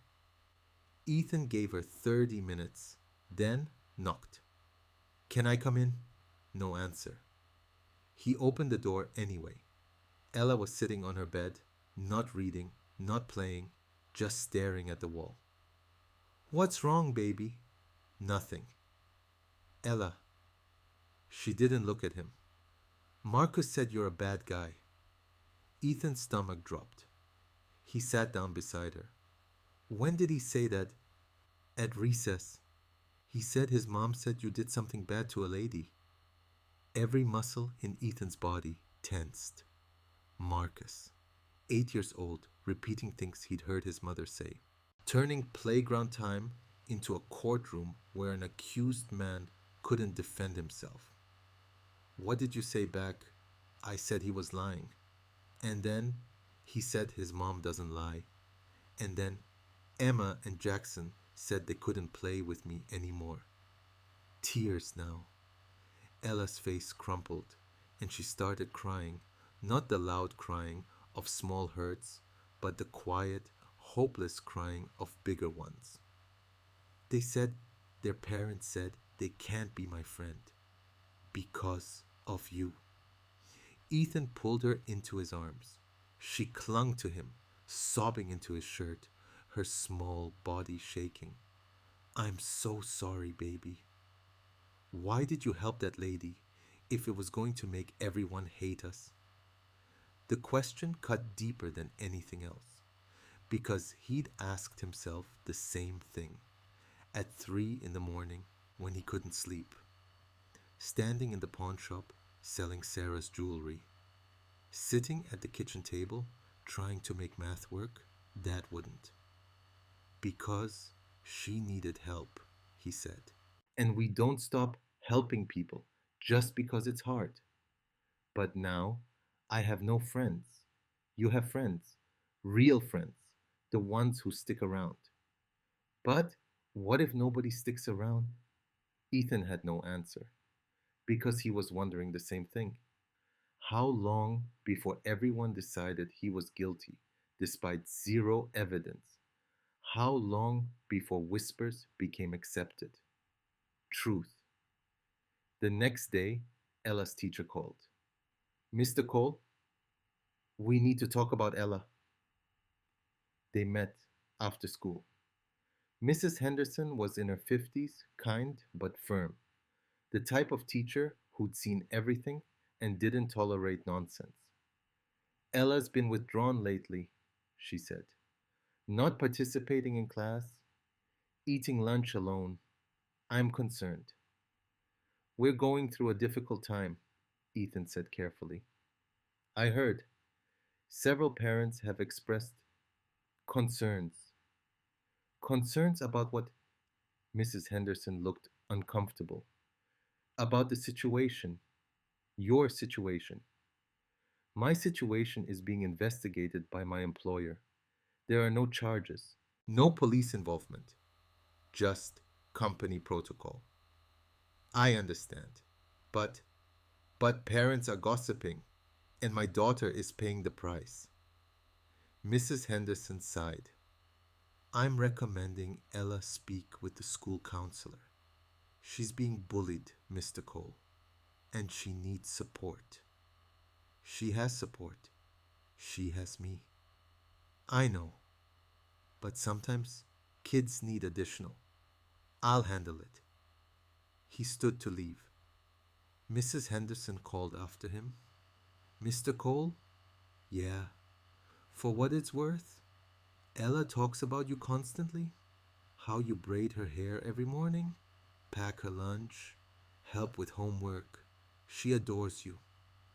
The praise felt hollow. Then, why doesn't that matter? Mrs. Henderson had no answer.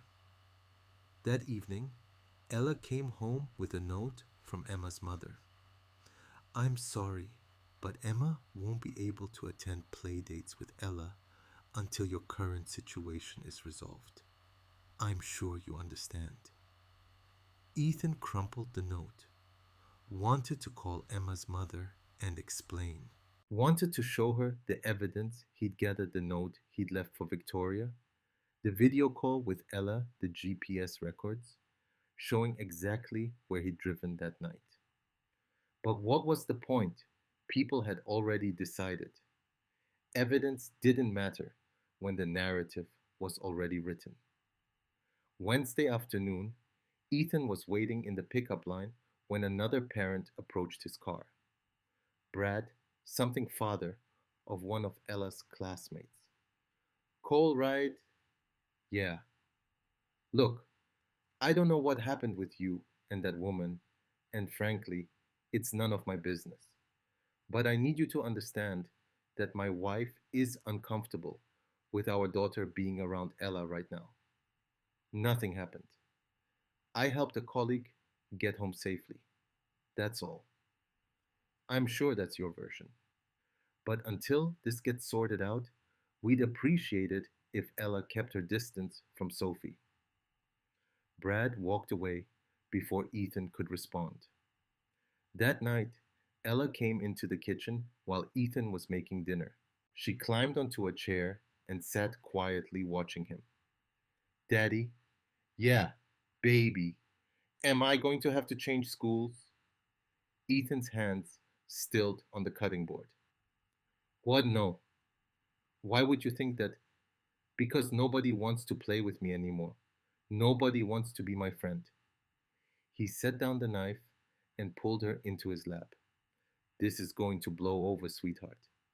People will forget. When? Soon. How soon? I don't know. Ella leaned her head against his chest. I wish Mommy was here. She'd know what to do. Yeah, baby. Me too.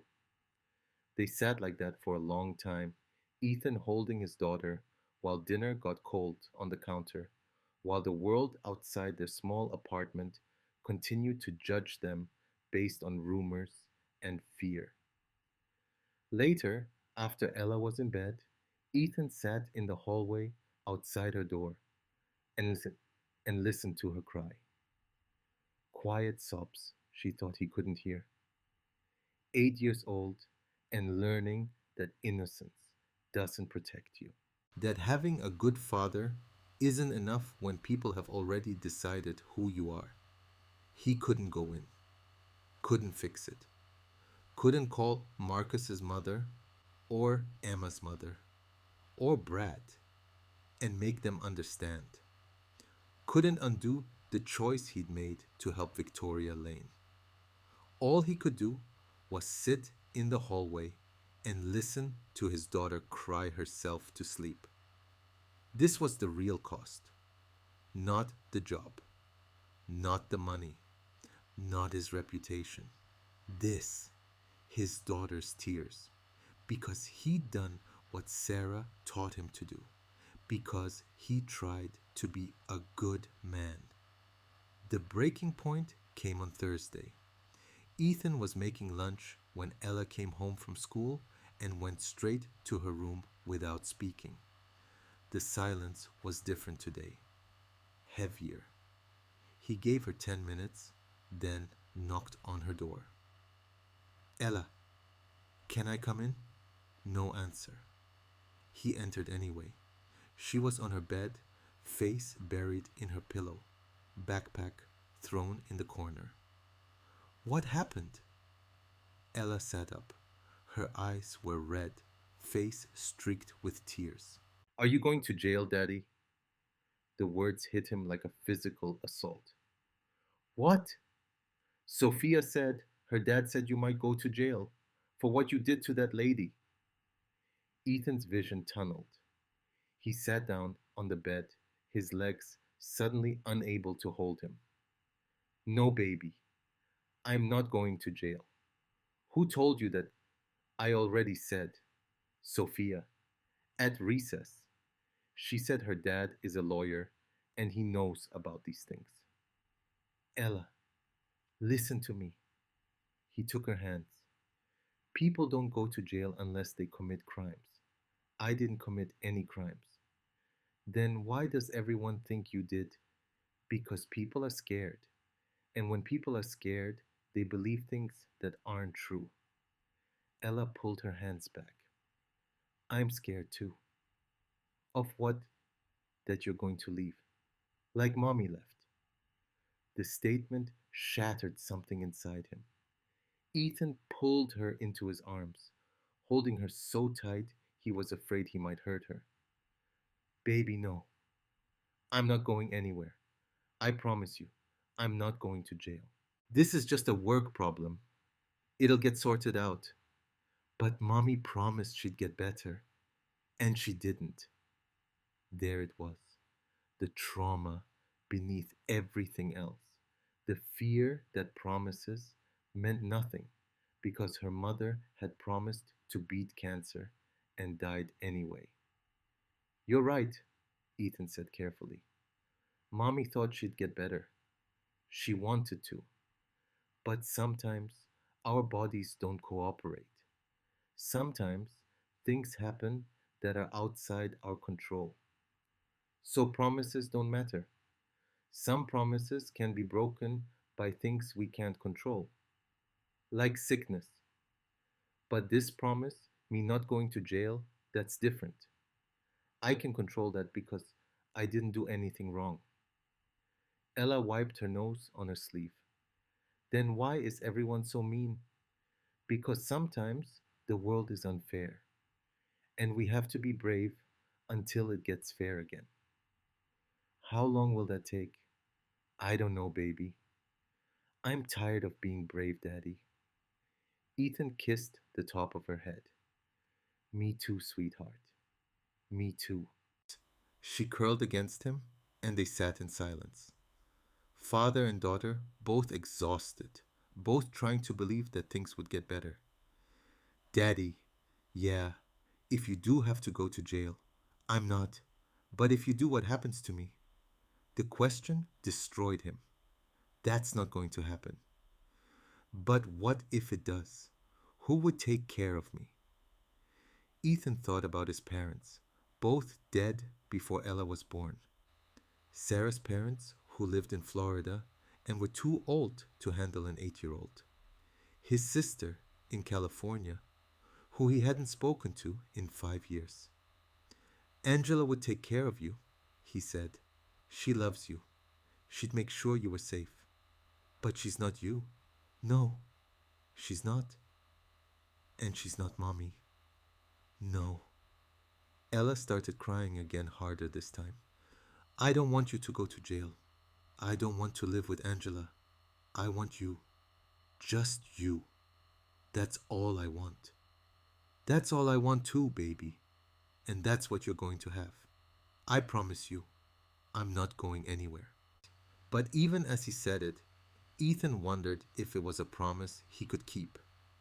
He'd done everything right that night, maintained distance, left a note, slept in Ella's room with her as a witness, documented everything, and none of it mattered.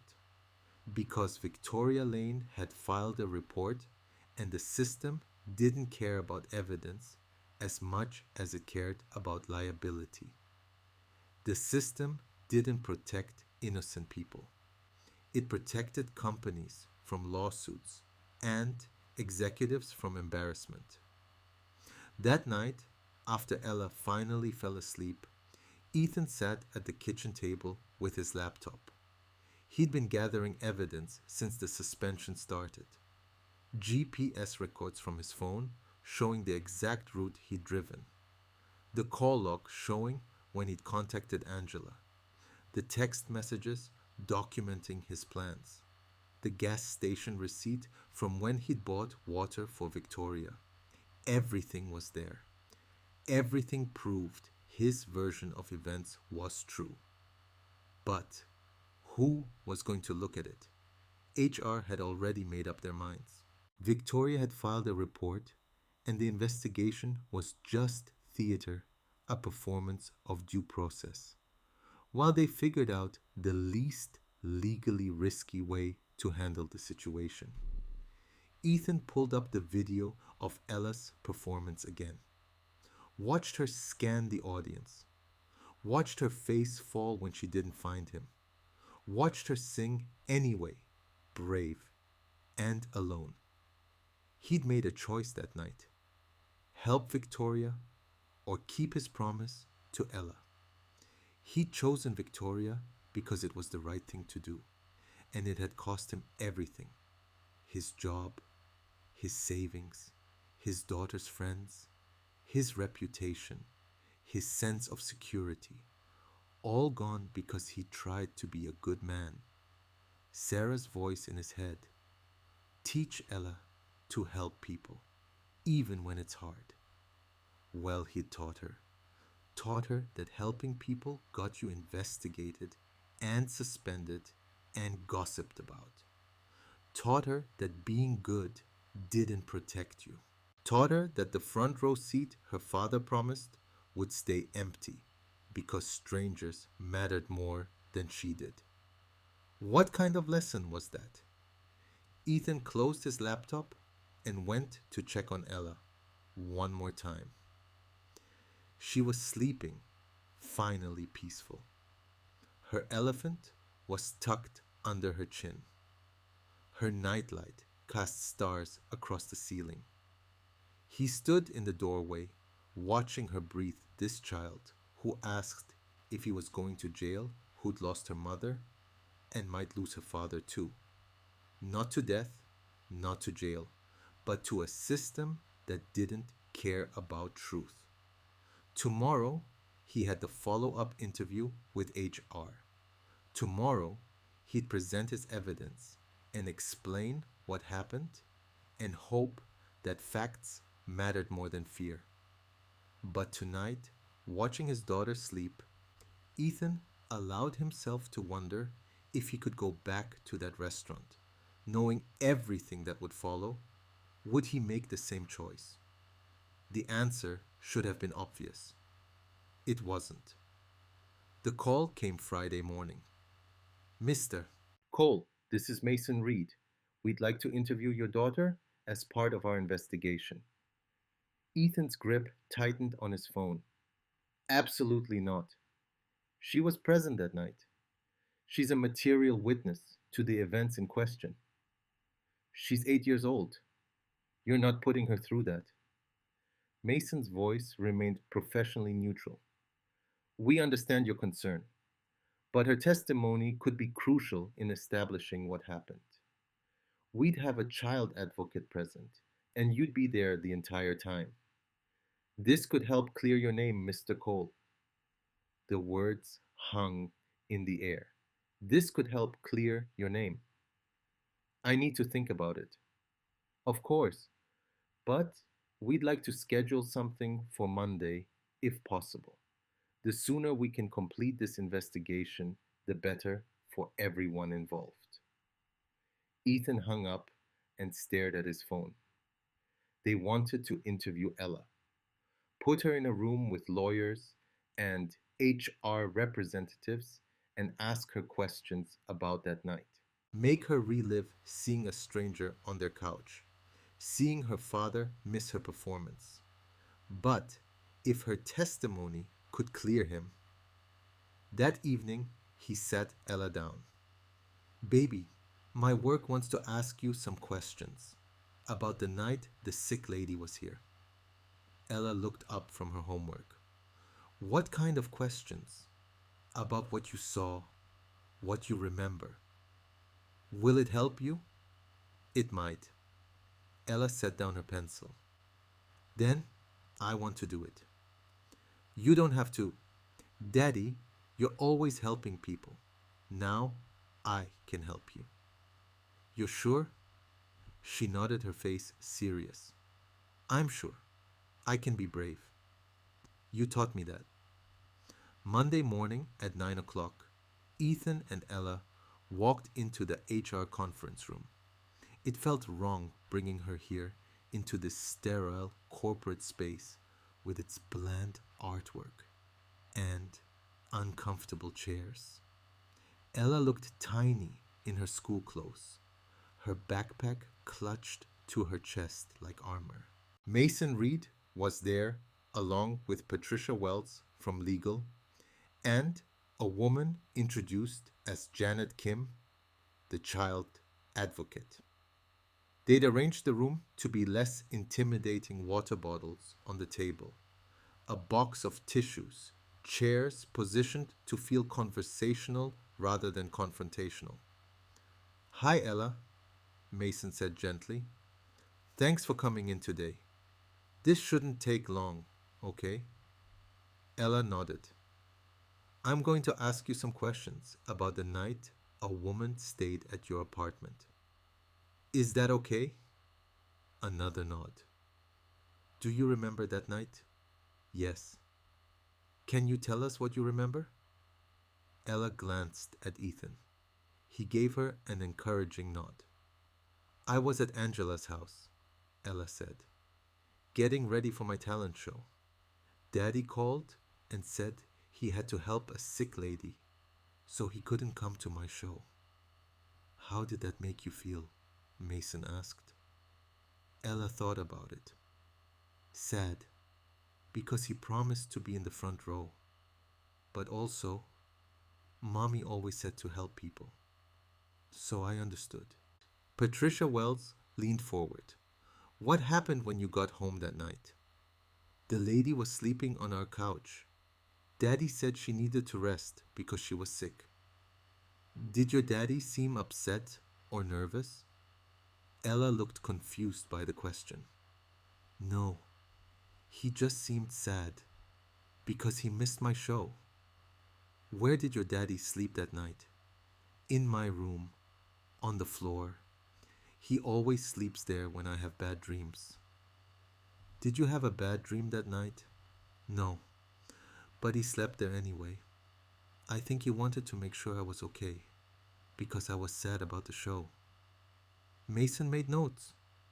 Ella, did the woman on the couch seem scared or upset? She was sleeping, but she looked sad. Even when people sleep, you can see if they're sad. How could you tell?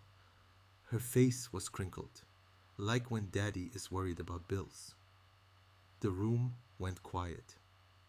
Ethan saw Patricia and Mason exchange glances. An 8-year-old's observation cutting through weeks of investigation and legal maneuvering. Did your daddy do anything to the woman? Mason asked carefully. Ella's face transformed. He helped her because she was sick. Did he hurt her? Ella's eyes went wide. My daddy doesn't hurt people. He helps people. That's what Mommy taught him. And that's what he teaches me. She was getting upset. Ethan put a hand on her shoulder. That's enough, he said. Mason held up a hand. Just one more question, Ella. When you saw the woman the next morning, what happened? Ella calmed slightly. I asked if she felt better, because that's what you ask sick people. Daddy taught me that. What did she say? She didn't say anything. She just looked scared. I don't know why we're not scary. The words hung in the air. We're not scary. Is that all? Ethan asked. That's all, Mason said. Thank you, Ella. You did great. Ella climbed down from her chair and took Ethan's hand. As they were leaving, she turned back to Mason. Are you going to fire my daddy? Mason looked uncomfortable. We're trying to figure out what happened. I just told you what happened. He helped someone. That's all. She walked out, leaving the room in silence. In the hallway, Ella looked up at Ethan. Did I do good? You did perfect, baby. Will they stop being mean to us now? Ethan wished he could promise her that. Instead, he just held her hand tighter. I hope so, sweetheart. I really hope so. That night, Patricia Wells sent Ethan a copy of Ella's interview transcript.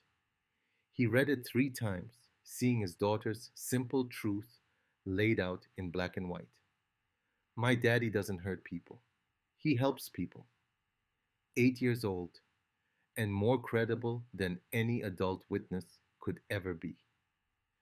Victoria Lane sat in her penthouse apartment Saturday morning, her laptop open to the email from Patricia Wells. Subject: Witness testimony. Ella Coal Miner, confidential. She'd been avoiding it all day Friday. Told herself she was too busy with the quarterly reports, with the upcoming board meeting, with a dozen other things that suddenly seemed urgent. But the truth was simpler. She was afraid of what she'd find. Now, with nothing left to hide behind, she opened the file. The transcript was short, just 4 pages, but every line hit like a hammer. I was sad because he promised to be in the front row, but also, Mommy always said to help people, so I understood. Victoria read it again. This child had been sad. Of course she was sad, but she'd understood. An 8-year-old had more compassion than Victoria had managed. He always sleeps there when I have bad dreams. The simple domesticity of it. A father who slept on his daughter's floor when she needed him. Who'd given up his own bed to sleep on carpet because a stranger needed his couch. My daddy doesn't hurt people. He helps people. Victoria's hands shook. She scrolled down to Ella's final statement. I just told you what happened. He helped someone. That's all. That's all. 3 weeks of investigation. Thousands of dollars in legal fees. Ethan's job suspended. His daughter bullied at school. His savings depleted. His life turned upside down. Because Victoria had been too scared to see what an 8-year-old could see clearly, he helped someone. That's all. Victoria stood and walked to her floor-to-ceiling windows. 58th floor. The city spread below her like a map of territory she'd conquered. Everything she'd built, everything she'd sacrificed, everything she'd protected. And for what? To destroy a good man, to traumatize a child who'd already lost her mother. Her phone rang. Rachel. Did you see the testimony? Yeah. Good news, right? Kid corroborates the dad's story. No evidence of wrongdoing. This should wrap up clean. I'm withdrawing my report. Silence. Then, what? You heard me. I'm withdrawing the complaint. Tori, you can't just. The company has an obligation to complete the investigation regardless of. I was wrong, Rachel. Victoria's voice cracked. I filed that report out of fear. Not facts, fear. You filed it out of reasonable caution. I filed it because I was embarrassed. The words came out harsh. Because I'm a CEO who got drunk at a company event, and I didn't want anyone to know how badly I'd messed up. So I turned my embarrassment into his problem. Victoria pulled up the rest of the investigation file. Security footage showing Ethan keeping his distance. GPS records matching his timeline exactly. The note he'd left. The phone he charged. Every single piece of evidence pointing to the same conclusion. He'd done exactly what he said he'd done. Nothing more. Nothing less. And because of my fear, Victoria continued, an 8-year-old girl is being bullied at school. Her father can't pay rent. They're selling dead wives' jewelry to keep the lights on. Do you know what that kid said? We're not scary. Rachel, this child thinks I'm afraid of them. You were protecting yourself. From what? From kindness, from decency. Victoria's laugh was bitter. That man did everything right, and I punished him for it. What are you going to do? Victoria looked at the testimony again. At Ella's words, he helps people. That's all. I'm going to fix this. How? However, I have to. She hung up before Rachel could argue further. Victoria pulled up a blank document and began typing. Not to HR this time, not to legal. A personal statement addressed to the board. I am formally withdrawing my complaint against Ethan Cole. The investigation has proven conclusively that my initial concerns were unfounded. Mr. Cole acted with complete professionalism. His only action was helping a colleague in need. She paused, then added, I take full responsibility for the impact this investigation has had on Mr. Cole and his family. I am requesting his immediate reinstatement with full back pay and a formal apology from this office. Her phone buzzed. Another email from Rachel. Think carefully before you do something you can take back. But Victoria was done thinking carefully, done protecting herself at other people's expense, done letting fear drive her decisions. She'd seen the evidence. She'd read Ella's testimony. She knew the truth. Now she had to fix what she'd broken, even if it cost her. Especially if it cost her. Victoria found them at the park on Sunday afternoon. She'd asked Angela for the information explained what she was planning. Angela had been skeptical but gave her the details. They go to Riverside Park every Sunday, 2 o'clock. It's their thing. Now standing at the edge of the playground, Victoria watched Ethan push Ella on the swings. Back and forth, back and forth. The rhythm of ordinary fatherhood. He looked tired. Ella looked small. Victoria took a breath and walked toward them. Ethan saw her first, his hands stilled on the swing. Miss Lane? Ella jumped off, turning to see who her father was talking to. Her eyes went wide. You're the sick lady. Victoria hadn't expected that. I, yes, I am. Ella ran closer, studying Victoria with open curiosity. Are you feeling better? The question, so simple, so genuinely caring, nearly undid her. I'm working on it. That's good. Being sick is scary. Victoria knelt down to Ella's level. Her expensive pants would have grass stains. She didn't care. Ella, I need to tell you something. I made a mistake about your daddy. Ella's face got serious. What mistake? I told my work that I was scared when I woke up at your apartment. And because I was scared, they thought your daddy did something wrong. But he didn't. He just helped you. I know that now.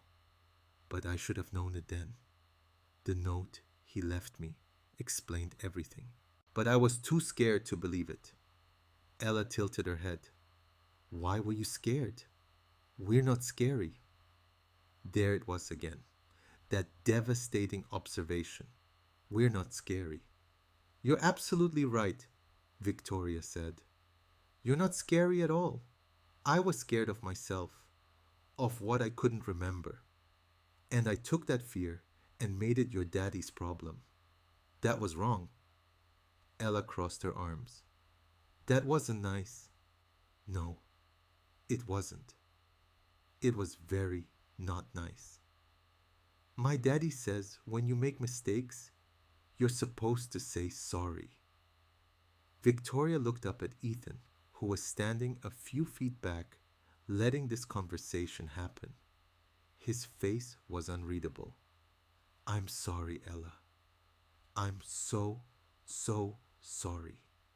Your daddy helped me when I needed it. And I hurt him. And I hurt you. And I'm sorry.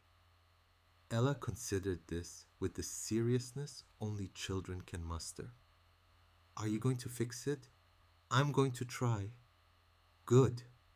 Because kids at school are being mean. And daddy can't pay for my after school program anymore. And we had to sell mommy's necklace. Each fact was a knife. Victoria felt them all. I didn't know. Grown ups never know how their bad choices hurt kids. But they do. A lot. 8 years old. Philosopher. Judge. Jury. Victoria stood and faced Ethan. Can I can I buy you both coffee? I need to explain and apologize properly. Ethan studied her. She could see him weighing it. Trust versus caution. His daughter's well-being versus his own anger. Ella, he asked, do you want to get hot chocolate? Ella looked at Victoria. Only if she promises to fix things with your work. Do you promise? Ella pressed. I promise. Okay, but I get whipped cream. For the first time in 3 weeks, Victoria almost smiled. Deal. They walked to a coffee shop 2 blocks away. The same one where this had started, though Victoria didn't realize that until they were inside. Ethan seemed to notice. His jaw tightened, but he didn't comment. They sat at a corner table. Ella with her hot chocolate, Ethan with black coffee, Victoria with tea she wouldn't drink. I read your daughter's testimony, Victoria said, from the investigation. Ethan's expression hardened. She shouldn't have had to give testimony. She's 8. I know, and I'm sorry for that too. Victoria wrapped her hands around her cup. But what she said, it made me see clearly what I should have seen from the beginning, that you were just helping someone, that's all. Ella perked up. That's what I told them. He helps people. Victoria looked at this child who'd been collateral damage in an adult's fear. You were right, and I was wrong. So you're going to tell everyone he didn't do bad things? Yes, I'm going to tell everyone. And I'm going to make sure he gets his job back with an apology. Ethan spoke for the first time since they sat down. We don't need, you need back pay for the time you were suspended. Victoria interrupted. You need the company to publicly clear your name. This isn't charity, this is accountability. Ella tugged on Victoria's sleeve. What's accountability?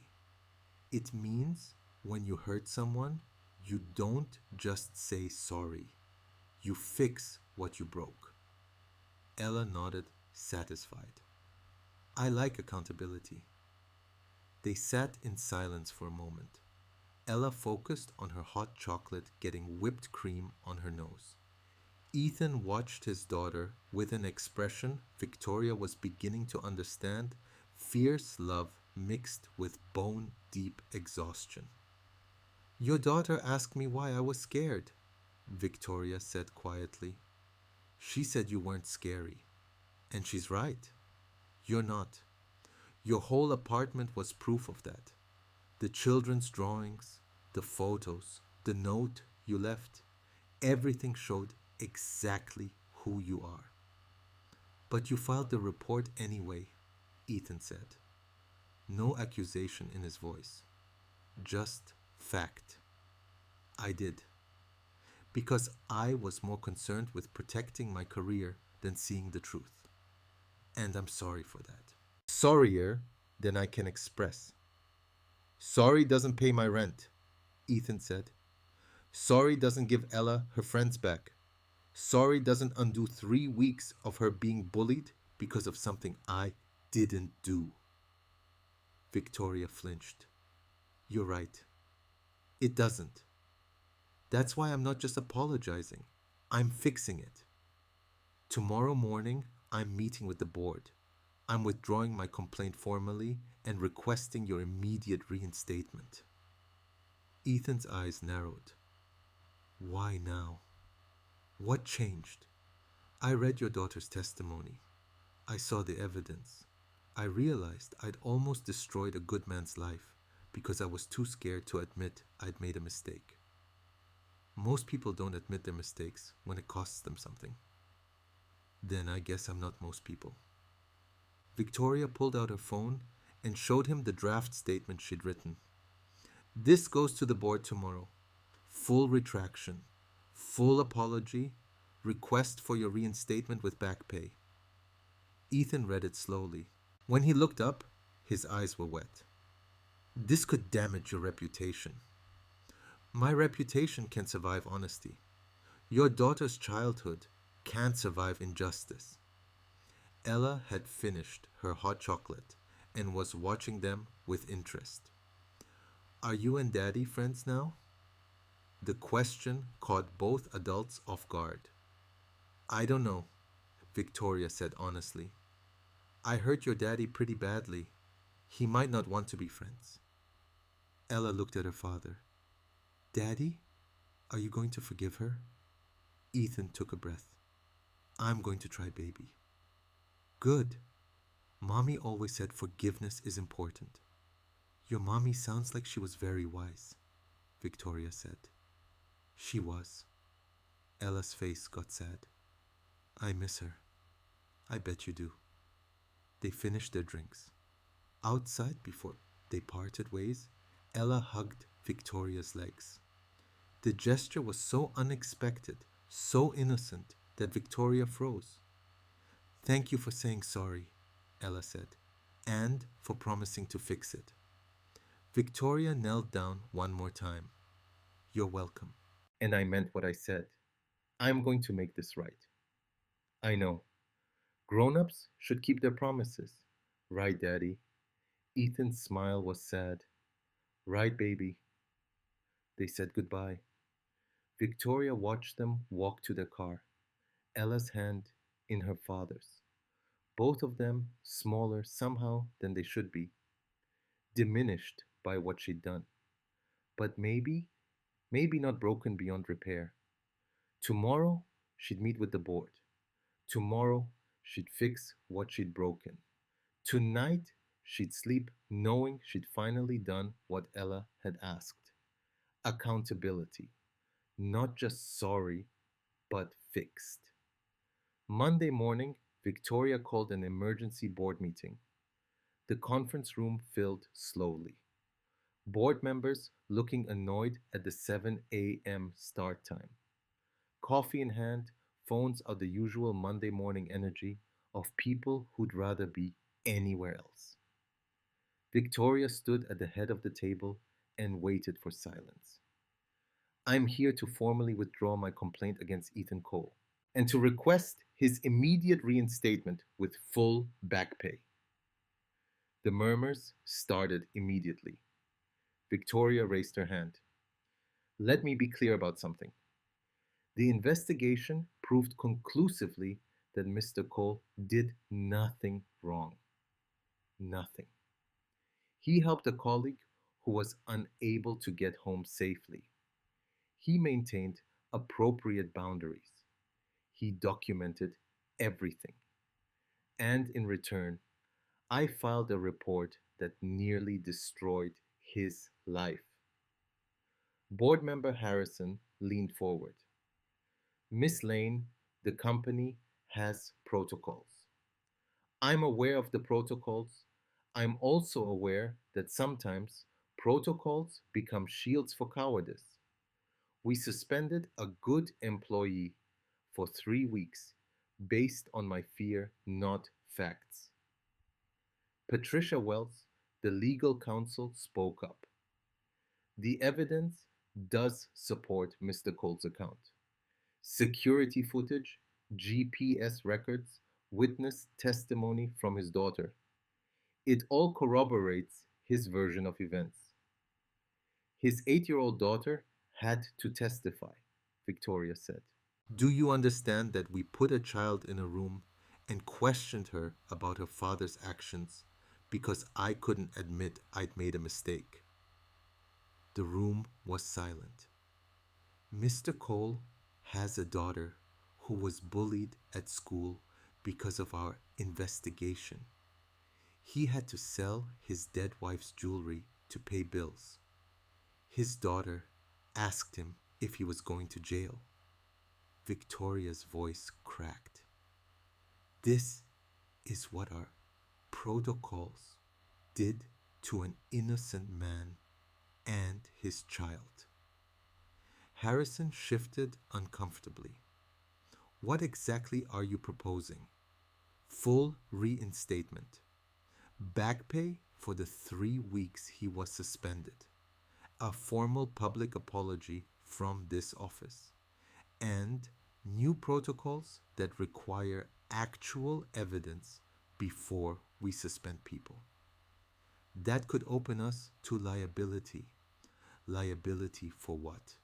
For treating employees fairly, for not destroying lives based on fear. Victoria slammed her hand on the table.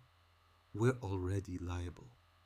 Liable for defamation, for wrongful suspension, for creating a hostile work environment. The question is whether we compound that by continuing to treat Mr. Cole unjustly, or whether we do the right thing. The board exchanged glances. Victoria knew what they were thinking. She was a valuable executive. Firing her would be complicated. But publicly admitting they'd mishandled the investigation could damage the company's reputation. I'm prepared to face whatever consequences you deem appropriate, Victoria said. But I won't let my mistake continue to destroy this man's life when I have the power to stop it. After 30 minutes of discussion, the board voted. Reinstatement approved unanimously. Back pay approved. Public statement approved. Victoria left the meeting and went straight to her office, opened her email, and began typing. To all employees, 3 weeks ago, I filed a report against Ethan Cole, an operations employee, regarding events at a corporate dinner. I am writing today to formally retract that report and to publicly state the following facts. Mr. Cole acted with complete professionalism and integrity. When I was unable to safely get home, he ensured I arrived safely at his residence, maintained appropriate boundaries, and left a clear written explanation of events. My initial report was filed out of fear and confusion, not fact. The subsequent investigation proved conclusively that Mr. Cole's conduct was beyond reproach. His only action was helping a colleague in need. I deeply regret the impact this investigation has had on Mr. Cole and his family. I am committed to ensuring our company policies prevent similar situations in the future. Effective immediately, we are implementing new protocols requiring evidence review before any suspension is enacted. Mr. Cole will be reinstated immediately with full back pay and a formal apology. I hope this serves as a reminder that doing the right thing should be rewarded, not punished. Victoria Lane, CEO FinTech Division. She hit send. The email went to every employee in the company, including Ethan. Within an hour, her phone started ringing. Rachel, the PR team, other board members. Everyone had opinions about what she'd just done. Victoria ignored all of them. She'd said what needed to be said, done what needed to be done. Now she had one more thing to do. The school principal called Ethan on Tuesday. Mr. Cole, several parents have requested a meeting to discuss the situation. I think it would be good for you to attend, to set the record straight. Thursday evening, Ethan walked into the school auditorium, the same auditorium where Ella had performed 3 weeks ago, the same stage where she had looked for him and found an empty seat. Now he sat in the front row, where he should have been that night. Parents filtered in slowly, 30, maybe 40 people. Some faces he recognized from school pickup. Others were strangers. Marcus's mother was there. Emma's parents. Brad, who told him to keep Ella away from his daughter. The principal opened the meeting. Thank you all for coming. As you know, there have been concerns raised about Mr. Cole.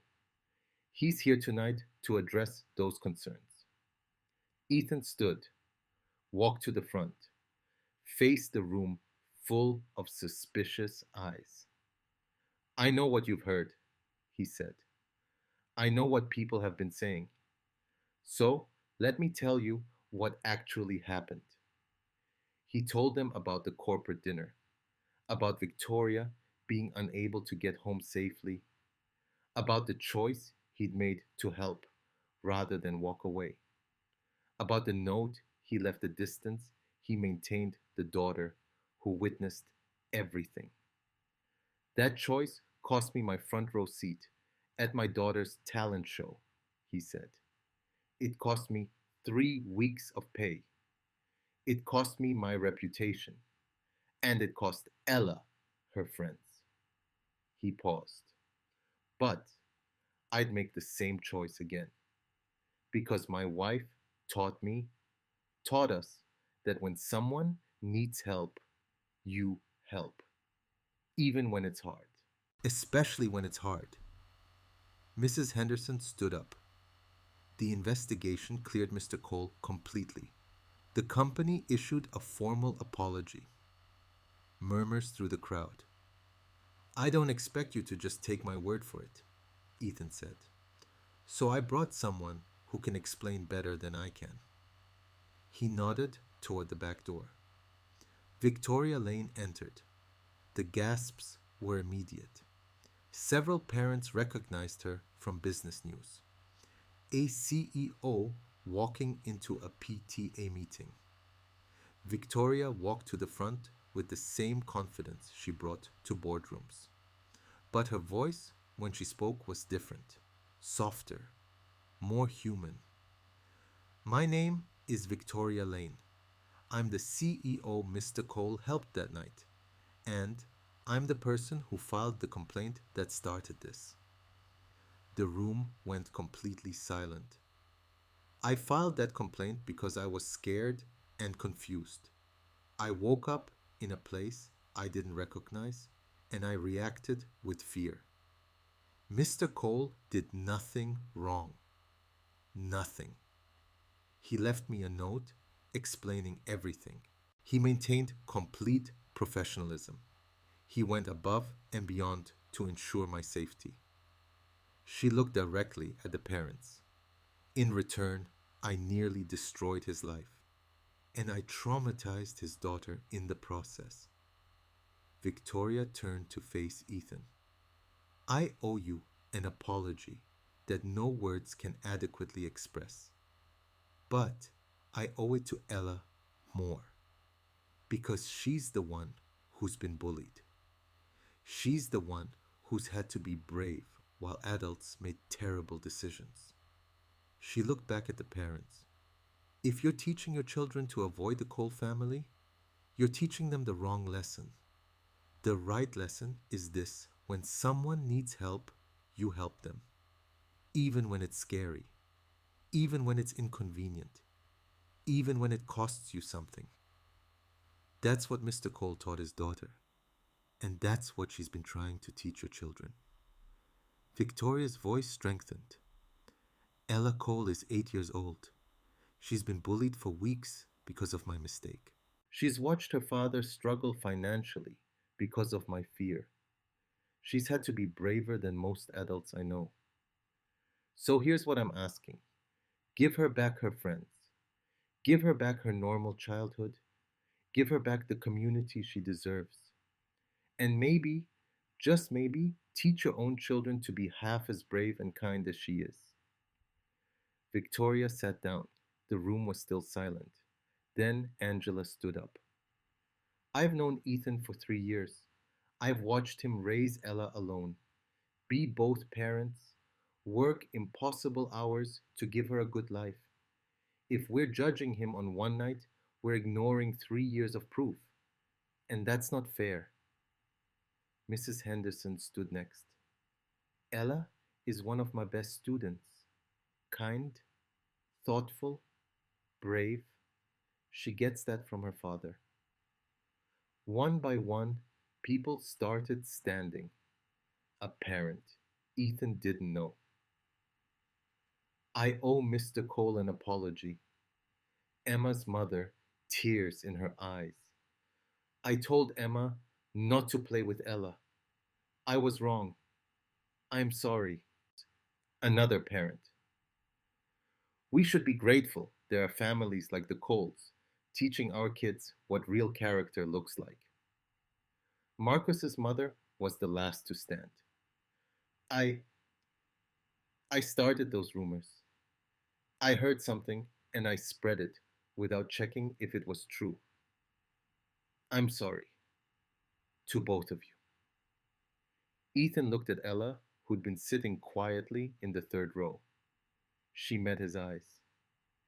He nodded. It's okay. Ella stood up on her chair so everyone could see her.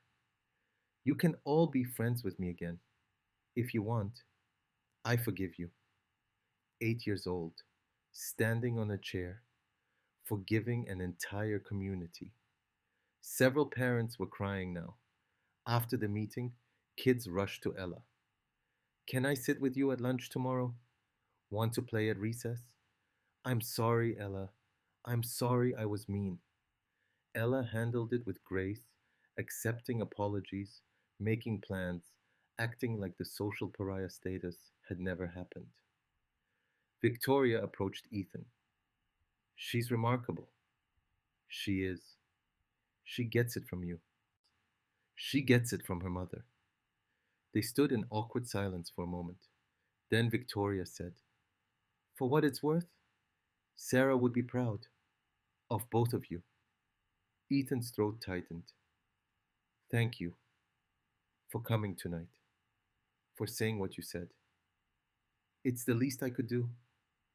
Victoria paused.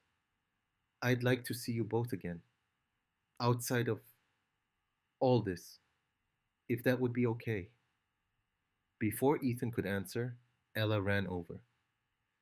"Can Emma come over for a play date?" "Absolutely." Ella looked at Victoria. "Do you want to come too?" Victoria looked surprised. "I don't want to intrude." "You're not intruding," Ella said. "You're part of the story now." Ethan smiled despite himself. "Part of the story." "Then I'd love to," Victoria said. They said goodnight. As Ethan and Ella walked to their car, she slipped her hand into his. "That was good, right, Daddy? That was very good, baby. Everyone's being nice again." "Yeah, and you got your job back." "I did.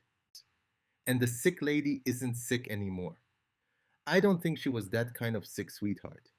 But yeah, she's better." Ella swung their joined hands. "This was a good day." It really was. They drove home in comfortable silence. For the first time in 3 weeks, Ethan felt like he could breathe. 6 months later, Ethan arrived at the school 45 minutes early. The spring concert didn't start until 7:30, but he wanted to make sure. Wanted to claim his spot. Wanted to be absolutely certain that when Ella walked onto that stage, she'd look out and find him exactly where he'd promised to be. Front row, center seat. He brought flowers. A bouquet of sunflowers, Sarah's favorite. Ella had requested them specifically. "For good luck, Daddy," like Mommy used to bring. Other parents filtered in. Angela arrived and sat beside him. Emma's family took seats in the second row. Even Marcus's mother waved tentative but friendly. The community had rebuilt itself, slowly, imperfectly, but rebuilt. At 7:15, Victoria arrived. She'd asked if she could come, said she didn't want to miss it. Ethan had said yes. Over the past 6 months, they developed something. Not quite friendship, not yet romance, but understanding, mutual respect, shared commitment to Ella's happiness. Victoria sat in the second row, not wanting to take the front row from Ethan. Some spaces were sacred. 7:30. The lights dimmed. Kids filed onto the stage. Ella was third in line, taller, now her braid neater, because Ethan had finally mastered the YouTube tutorial. She wore the same costume from last time, silver stars in her hair. Her eyes scanned the audience immediately. Found Ethan, front row, center seat, exactly where he'd promised. Her smile could have powered the city. She waved. Small, quick, just for him. He waved back. The music started. Ella sang. Not perfectly. 9-year-olds never sing perfectly. But confidently, joyfully, without the fear that had shadowed her 6 months ago. Midway through the song, Ethan pulled out his phone. Not to record Angela was doing that. but to look at something, the old video from the performance he'd missed. He watched it for just a moment, Ella scanning the crowd, not finding him singing anyway, brave and alone. Then he looked up at the stage, at his daughter singing now directly to him, confident and loved. Same song, same child, completely different performance. Because this time, the front row seat wasn't empty. Ethan's eyes filled with tears. He didn't hide them, didn't care who saw.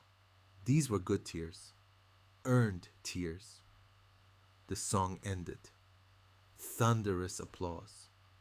Ella took her bow, then looked straight at Ethan and mouthed, "You came." He mouthed back, "Always will." After the performance, Ella ran off stage and straight into his arms. "You were in the front row. I promised, didn't I? You did, and you kept it." Ethan knelt down.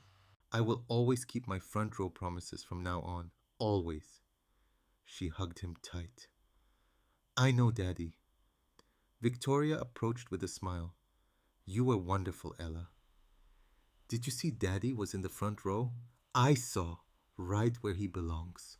Resolution: 600 words. 3 paragraphs max at the ice cream shop afterward. Ella sat between them with her chocolate chip cone already dripping, talking about next year's concert and whether she'd sing or do something different. Victoria laughed at something she said. A real laugh, not the polished CEO version. And Ethan caught himself smiling, not at the joke, at this. His daughter happy and safe, surrounded by people who showed up.